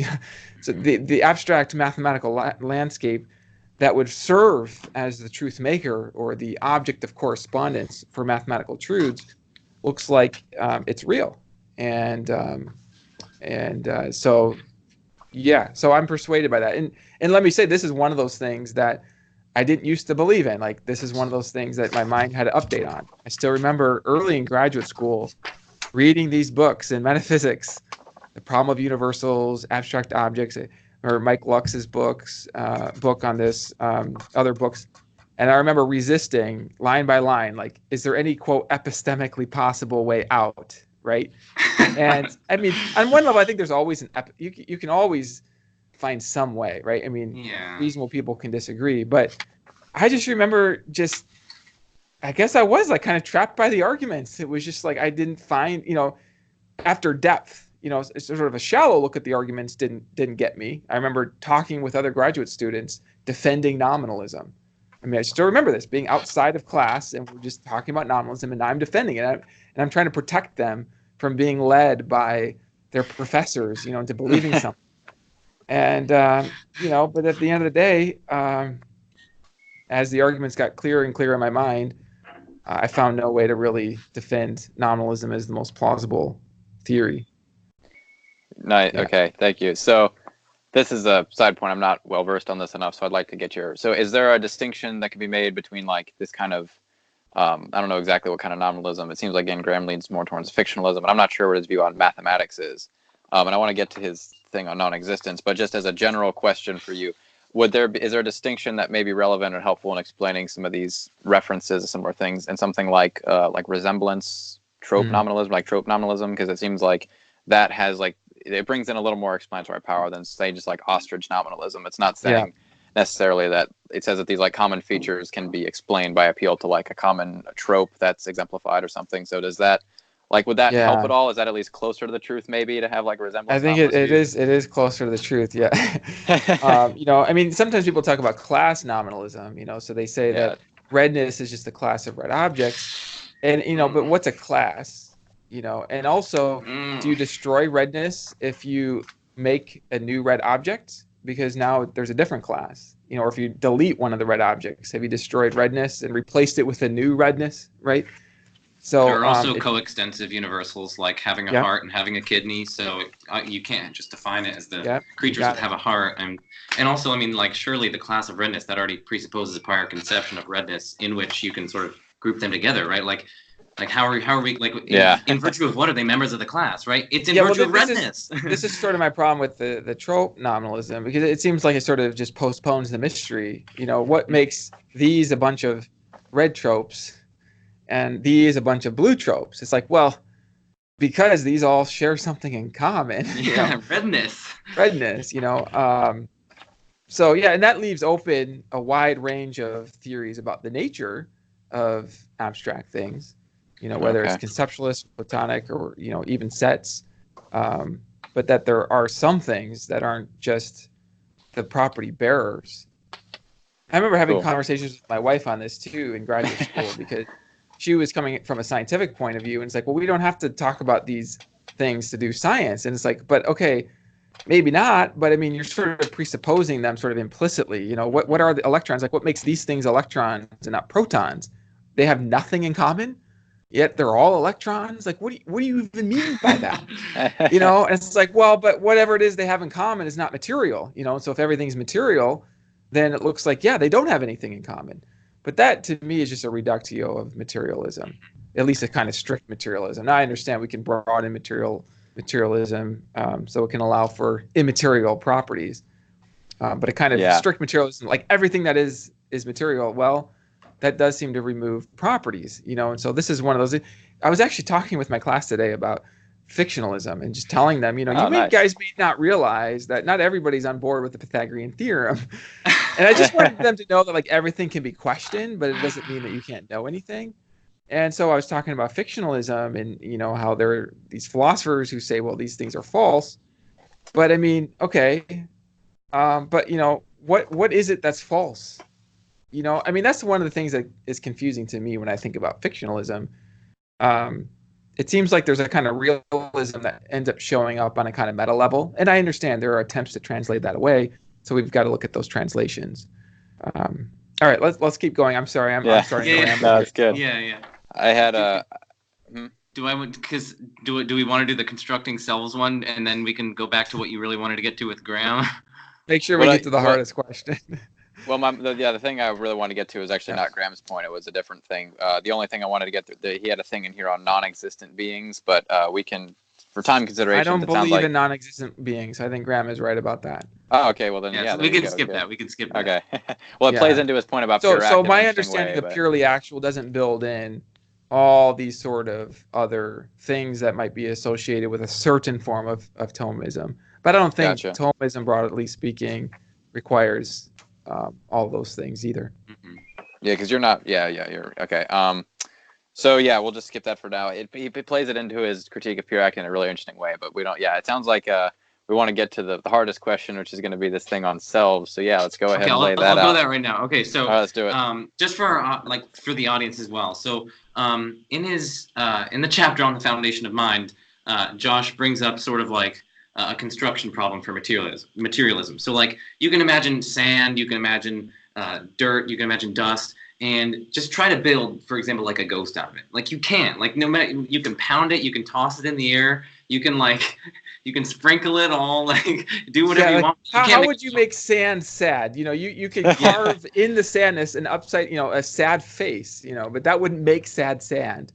Sand sad. Yeah. You also probably can't make sad. You probably can't make the qualitative feeling of sadness into sand, but that's kind of a construction problem. Okay, but so there's this construction problem. But I mean, you aim to resolve it by saying, okay, so materialism, if we have these if we just have dust and we have scattering particles, how can we construct selves? So we need to have some sort of self or selfhood at the foundation, because that gives us sort of like the right resources. We need sort of a qualitative aspect at the foundation to give us the right resources to produce persons. But there is this, there seems to be even a difficulty with mental resources in constructing other first personal selves. So consider your own mental resources. So speaking personally, I can only speak through my own sight, and my glimpse into the nature of minds and what they can and cannot produce is through my own mind. But speaking personally, I can't, solely through the use of my sort of mental resources, I can't construct other selves with genuine first personal mental states. So I can think of Harry Potter, and I can think of him punching Hermione, and I can think of Hermione or however you pronounce it. I'm not a Harry Potter person, so I really don't know. It's curious you chose as your example then. I can think of her feeling some pain of that, but I'm not actually producing other first personal selves that genuinely have a qualitative character to their phenomenal consciousness.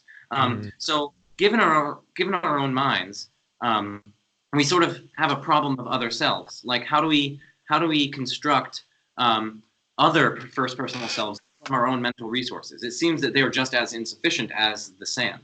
Yeah, it's sort of the reverse construction problem. If I'm saying you need this sort of foundational mind to provide the construction materials, there's a kind of in principle problem and then maybe a softer probability problem. So even if in principle it could be done, it's better predicted if the foundation has the mental resources. But then now you're turning this around and you're saying, okay, but even if it has those mental resources, how do we produce selves, or even matter for that matter? And the reason why I sort of marked this down in the notes is this is a hard problem is because my wife and I were actually talking about this a few months ago when you were emailing me, Joe, about this, and I feel the pain of the problem. So, I mean, so I have to be intellectually honest about this, right? So, I mean, one thing I want to say is we can be careful to distinguish between not seeing how something is possible versus sort of seeing that it's not possible, right? So, I mean, so there are some things, and I think it's easier to use clearer cases. So it seems clear to me that the number 9 cannot produce a prime minister or a self. Okay, that seems clear, right? To my mind. It's not just that I don't see how it could be. It's like I see that it couldn't be. Mm-hmm. So then I can say, okay, well, do I just see that no possible mind could produce another mind? Or is it that I just don't see how it could be done because, like, I can't do it? And to be honest, and this is why I actually kind of feel the pain of this, because I actually have this moment where it's like, yeah, it almost just seems impossible for selves to come into being. Ever. Like, from anything, whether material or immaterial. Like, selves are strange. You know, like, if I didn't know better, I'd think there are no selves, right? I mean, I can appreciate why the philosophers sometimes say that, right? There are 2 philosophers I met, 2 of them in person, who are skeptical of self, right? So they're real selves who do think this. And so, I'm not really quite sure. And I think maybe that's probably the most honest answer I can give you. I'm not really quite sure. I mean, sometimes a way forward is just to ask your own self, which is clearer, you know, like, so I'll just do this for myself, and I have to actually do the work of introspecting to see what it's like to be me, thinking about selves coming from some possible self. And I think I don't really see clearly that it is possible. Maybe some part of me even, I don't know. I can kind of feel maybe that it just selves can't come from other selves. I'm not sure, but it seems more clearly impossible for mere third-person motions of molecules to make this categorically different kind of thing. And so by my own lights, I'm just weighing these degrees of clarity, and this gives me some bit of reason to think that the foundation is more likely to be personal than impersonal. It's not the only reason, of course. And I think actually there's a kind of lesson here in this. And of course, my own sense doesn't have to be your sense. Everybody can have their own sense about this. But the lesson is that it is helpful to recognize degrees of clarity, because I think sometimes when it comes to these kinds of arguments, sometimes they're presented as sort of like they have to reduce all skeptics to irrationality or they don't work. Like, and this is why you'll hear people say, well, it's epistemically possible to not believe this, and that makes the argument completely fail. And it's like, well, maybe the argument could do something for you if it has some degree of pull in your mind. So that's all I can say. I'm still thinking about that one. I think it's really good. I mean, ultimately, it seems to get almost even at the nature and purpose of arguments themselves, right? Like, I don't know. Like, I've been thinking lately, and I know, Josh, you have, about like what an argument, like what makes a persuasive argument. Like, it's not enough to have a sound argument. It's not enough, because you can construct sound arguments that are completely unpersuasive. So it's like, what is that extra factor? Like, and it seems almost so individualized. Like, it's gonna depend on so many of your priors. It's gonna depend on your seemings. It's gonna depend on the degree of your clarity about your seemings. I mean, it's like it gets to the sort of individualized, almost like persuasiveness of arguments. I don't know. It's just I think of it like you have a position on an epistemic landscape, and everybody is located on a different point on that epistemic landscape.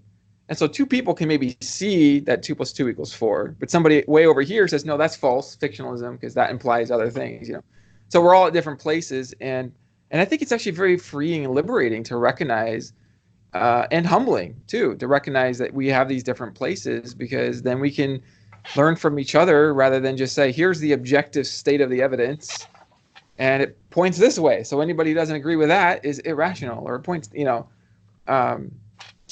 and I don't really have a good answer apart from the particularist methodology in epistemology, where you just start with things that seem true to you from your own perspective and build from there. What else can you do, right? Mhm. You can only Yeah. build from how things look from your own vantage point. Mm-hmm. I did want to say just one. Okay. Yeah, go ahead. No, I was wondering if there was a possible like a response from a theist that I'd expect to Joe's point there. And it's kind of the addition of not only this like foundational thing being mental, but you mentioned it, Josh, and I think it being personal. So I'm trying to think of like how, after reading David Bentley Hart's book, his section on consciousness and like about the mind and theism and our access, I'm trying to think of how he would think about this and respond to this point.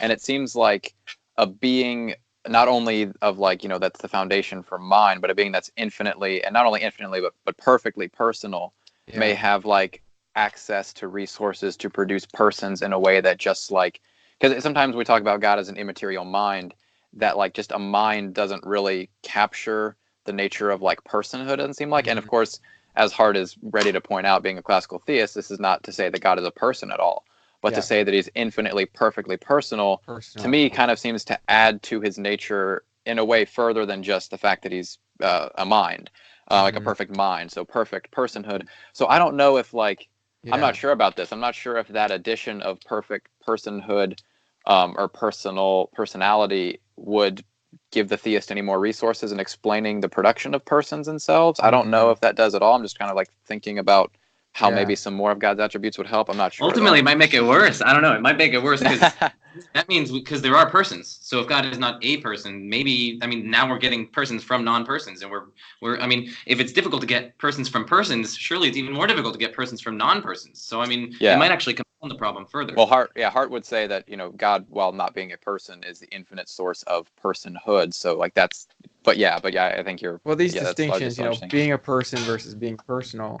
And the only other thing I was going to add is that when I married my wife, I said that I will be with her for the rest of her life. But in that moment, I did not even consider that I'm making a promise to every person she produces from her body. And she's produced 4 people now. So now how does that work? Well, I guess, to be honest, I tend to think that my wife and I together as personal beings somehow produced some personal beings, and it wasn't purely about material things going on.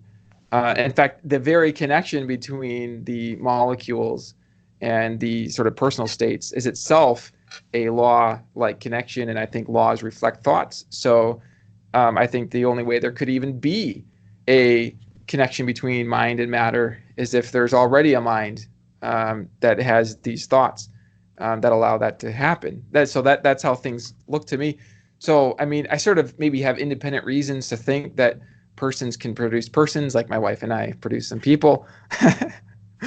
But of course, Joe, I completely share your sense. It's not like I can just like form a mental image in my mind and like pop, there's like a first person self, and then even if I think about like, well, how exactly does a person produce a person? I'm at the end. I'm at the complete end of my own thinking. Like I want to keep thinking about it. It's not so clear. But I don't want what's not clear to pull my mind away from what could be clear. So that's sort of another principle. We've talked about that, and I know you're familiar with that principle. Sort of let the clear be your light, and let what's less clear. Well, see, and I think this is the philosopher's part of us. It's like we love the not clear because that's the place for discovery, And so, so I'm not saying we should run away from the not clear, but I just don't want it to sidetrack us from seeing what we could see through the clear. Yeah. Joe, you had any more on that point there? There was a lot covered. No, I think it was pretty good. I think that was wonderful. We can turn over to the one that you really wanted to get at, Micah.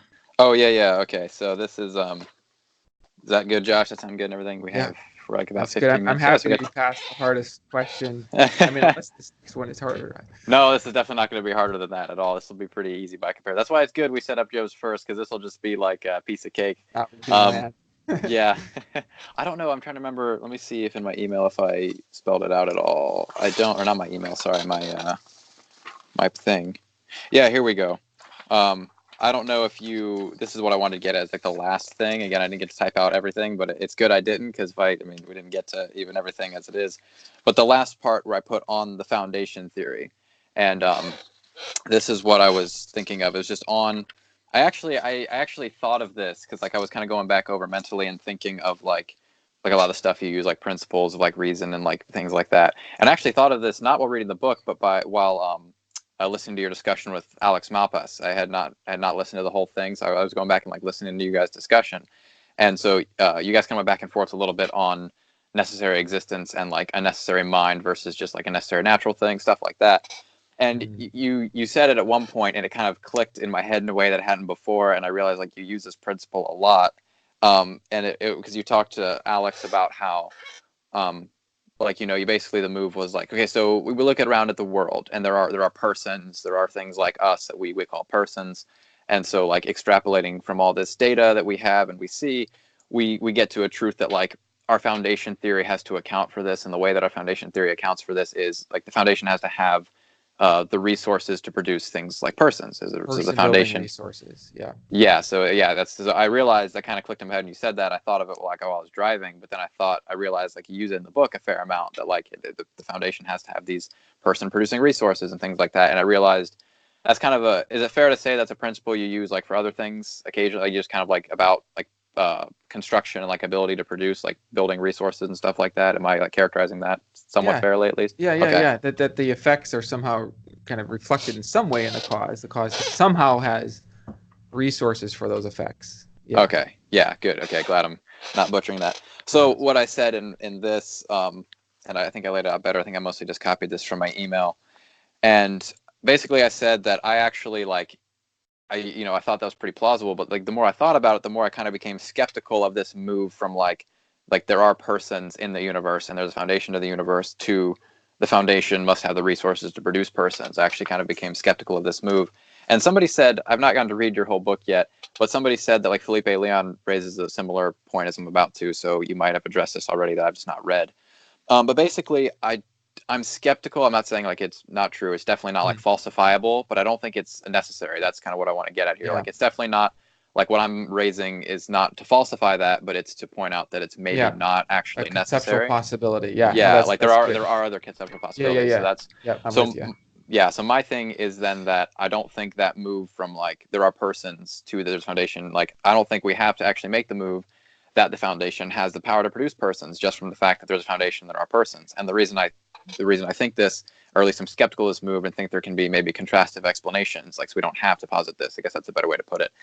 The reason I became skeptical of this move is I think that like we could actually conceive of, I'm thinking of something here. I mean, we could call it God, or we could just use Graham's initial singularity thing.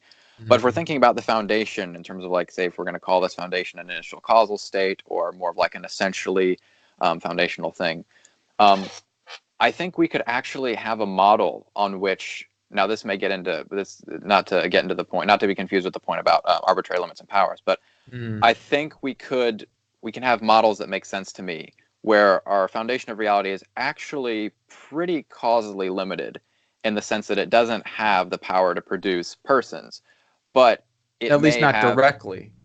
Right, that's kind of the point I'm getting at, is that like it may have the power to produce subsequent states of reality that gain their own contingent powers. So like that's actually all I mean. Features. Yeah. That's actually all I mean, is that it's got the resources to initiate some causal chain leading to persons. Aristotelian modality. That's what I hear. Initiate a causal chain that can lead to it. Well, I think I agree with what you're saying, Mike. I think you're making a good point. I think the model you're articulating is one that I agree with. That it's conceptually possible that, at least in view of the things on the table, that the foundational thing could produce a sequence of cause and effects that lead to persons, even if it couldn't sort of straight away produce persons. And I think you're exactly right to point out that distinction there. Okay, that's good. Yeah, because I wasn't thinking of it. With you. I mean, the Aristotelian modality is an interesting addition Joe made there. I wasn't necessarily thinking of it. I mean, you could model this, I think, essentially in a sense of like, because I mean, the way I set it up is to sound more linear, like a linear kind of causal like sequencing. But I think there's an essential way too in which like, we can have things that are founded on other things, but like what they're founded on. So like then the foundation itself doesn't actually have to itself have the power to produce persons. It only has to have the power to produce subsequent states that contingently could maybe produce persons. But to me, that seems to then get us to like a different level of arbitrariness, and like there are then there are these contingent powers we have to explain, and so there's like a whole new level of explanation. So that's where it opens up for me.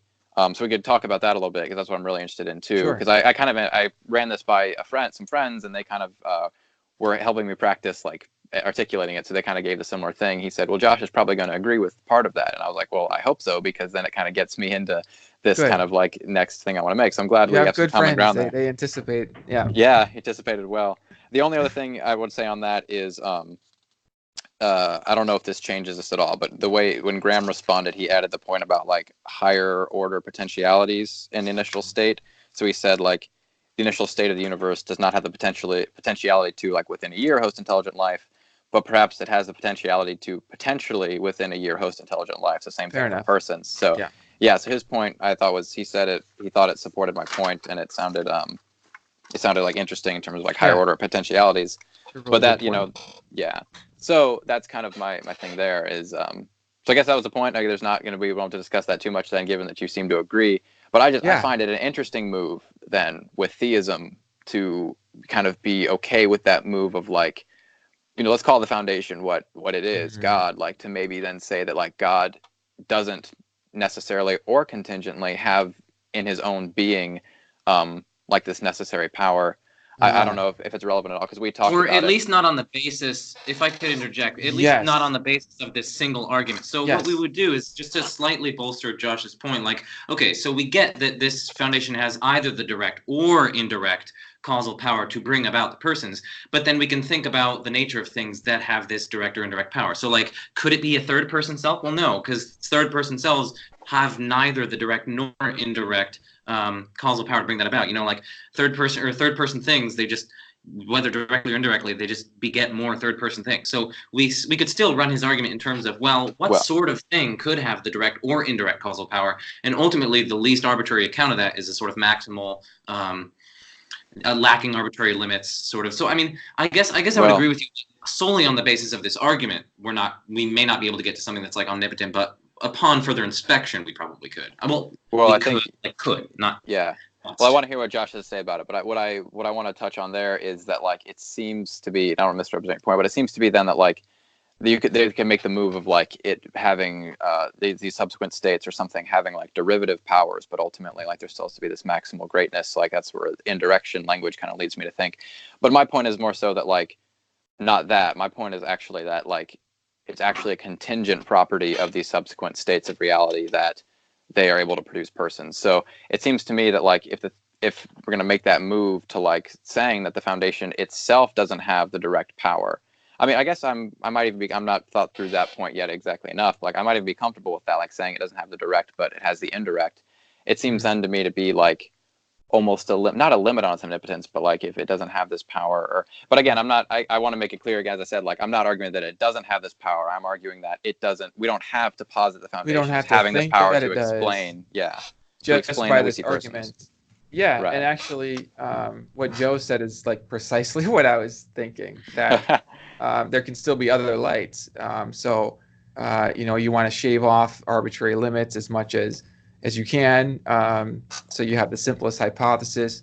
There's also just maximizing predictive success. And so if the simplest hypothesis is that it has a supreme nature, that's going to predict the sort of supreme qualities of the moral landscape, the logical landscape, and this all fits together very well, which maybe then will imply that it also would have the power to produce it directly. But we could even just leave that open, like whether it implies that or not. We could just leave that open. But I mean, the point is that leaving that open doesn't thereby show that there's not a way to see that the foundation is the least arbitrary, if that makes sense. So there's other lights that we can apply, and which is what Joe was saying. And so you know my heart, Joe. You know my mind. You know my heart. Oh man, Micah, if I could get in one last one. Sure. It's not really a question, but it was a comment, and it's in the removing barriers section.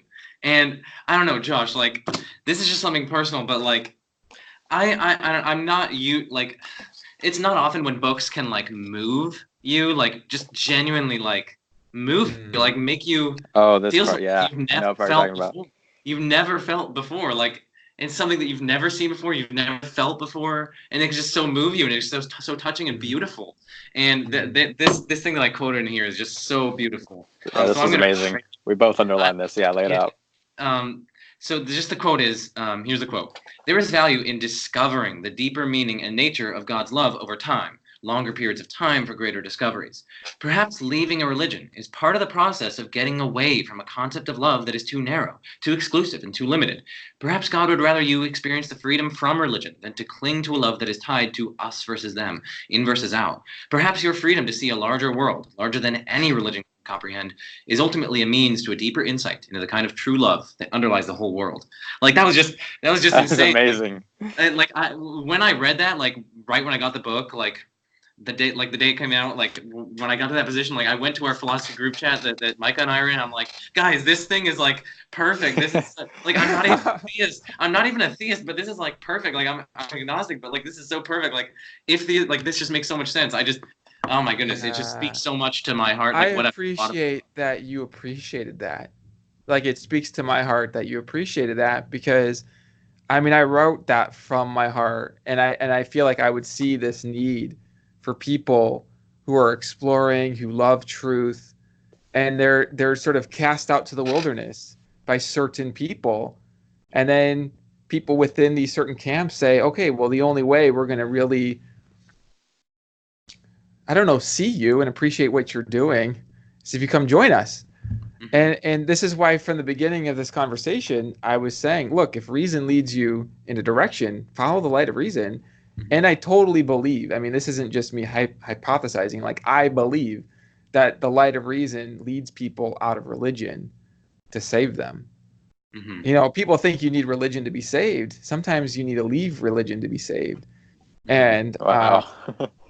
yeah, and to live the life that now, if I can use my own language, that God loves for you to live because he delights in you when you're working on good projects. And, you know, there's problems, there's puzzles, and all that's part of the bigger scene, the bigger picture. But it makes sense to me that if God is real, that God wouldn't be limited to a religious box. And I think a lot of people fall in love with reason and the majesty of reason, and it frees them. And it's a great thing, you know? Yeah. Oh my goodness. Just a quick short anecdote. So I went to a sort of a Catholic high school, and so on the morning announcements, like they would say, different things. And one day, I just remember I was probably a sophomore or something, and they said my principal, he said something like, I don't know why I remember this. He was like, I am a firm believer that God puts every single person in your life for a good reason. And this was the time when I was really starting to question, and I kind of had just sort of left, left what I was brought up in. And so I was much more confident in naturalism back then. I'm much more agnostic now, but back then I was like, really, like, you got to be kidding me. You're seriously telling me that God put all these naturalistic thinkers and atheistic thinkers in my life to literally derail me from this saving path, and to bring you into the majesty of reason, to bring yes, I know, discover the structure. Yes, keep going, because and I want to interject here too. Yeah. No, it's all good. And then I read this, and I'm literally like, it makes so much sense now. Like, I was so naive back then when I'm just like, I literally, it was like a hand waving. I was like, yeah, sure. Yeah, God would put these naturalist, atheist thinkers in my mind to derail me. And then now when I come back to think back, I'm like, wow, that put me on a path to loving philosophy and loving truth and like pursuing these things. And like, I would never have come to know Josh or like Beth Seekert. I would have never done all these things had that not happened. It's just like the causal nexus of reality. I don't know. It's just super interesting. And this thing just like reminded me. It's I mean, this is personal, and I sort of lose sight of the internet audience when I'm talking with you, Joe. But I was thinking about you, and I was thinking about your sort of diving into the deep structures of reality and discovering beautiful things and calling them majestic because they are. And I was having this thought, you know, one day when I was just, I don't know, like holding one of my kids or whatever, and I was just like thinking about how good that is. Like how so good that is. And that in my own vocabulary, you're actually swimming in pieces of the supreme being in my vocabulary. But you don't have to use that vocabulary to enjoy those pieces and to benefit from them and to help others benefit from them, which you do. And I wanted to say this, and maybe we're kind of at the end here. I wanted to say this about both of you guys, and I really mean this from the heart. It's like you guys are doing really good work. And Mike, I've seen your this YouTube channel, but also your Facebook page, where you're inviting people to follow reason and you're inviting them into that liberty. And that's why when I saw that, I commented right away, because I felt like, okay, like we're on the same side here, and we're all growing, we're all limited, we're all skeptics of things, we're all limited in what we see, and we all see some things. And I just feel very kind of excited about both of you individually and in individual ways. And I've shared some of this with Joe in email, and I don't want to like flatter you or whatever. There is an internet audience, so I want to respect that. But I do mean this from the heart. It's just the kind of work that you're doing is the kind of work that our world needs. Like, it's very important work. It's like very valuable. It does make a difference.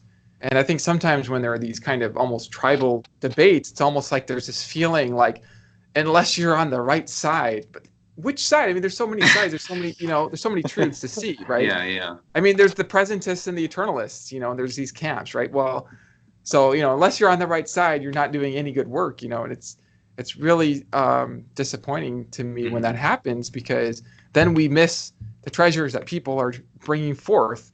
And it's better, I think, to celebrate that and to see it and to build on it. So I did want to offer that. I wanted to say that to you. I definitely want to reciprocate that like, Josh, you may not realize this, but your work has literally changed people's lives. Like literally changed their lives, like in like 180s, like things like that. It's just insane. It's like for the better, like for 100% for the better. Like reading Necessary Existence and Proust's book, like on the PSR, like those, they just like shifted my whole philosophical framework, like to think about so many different problems I've never thought about, had so many different interests I never thought about, to reach out to you that I'd never thought about. Like, I don't know, like, and I know so many friends that's the same of, like our friend Caleb in our group chat. Like, I don't know, your work spreads so far, and I hope you know that it's just reaching so many people. It's impacting their lives. That means a lot to me. That does very much encourage me. I think everybody who's interested in truth sometimes feels a little bit lonely, a little bit lost, especially because there's so much out there and there's so many interpretations. And so I carry that, those words. I thank you. Appreciate it.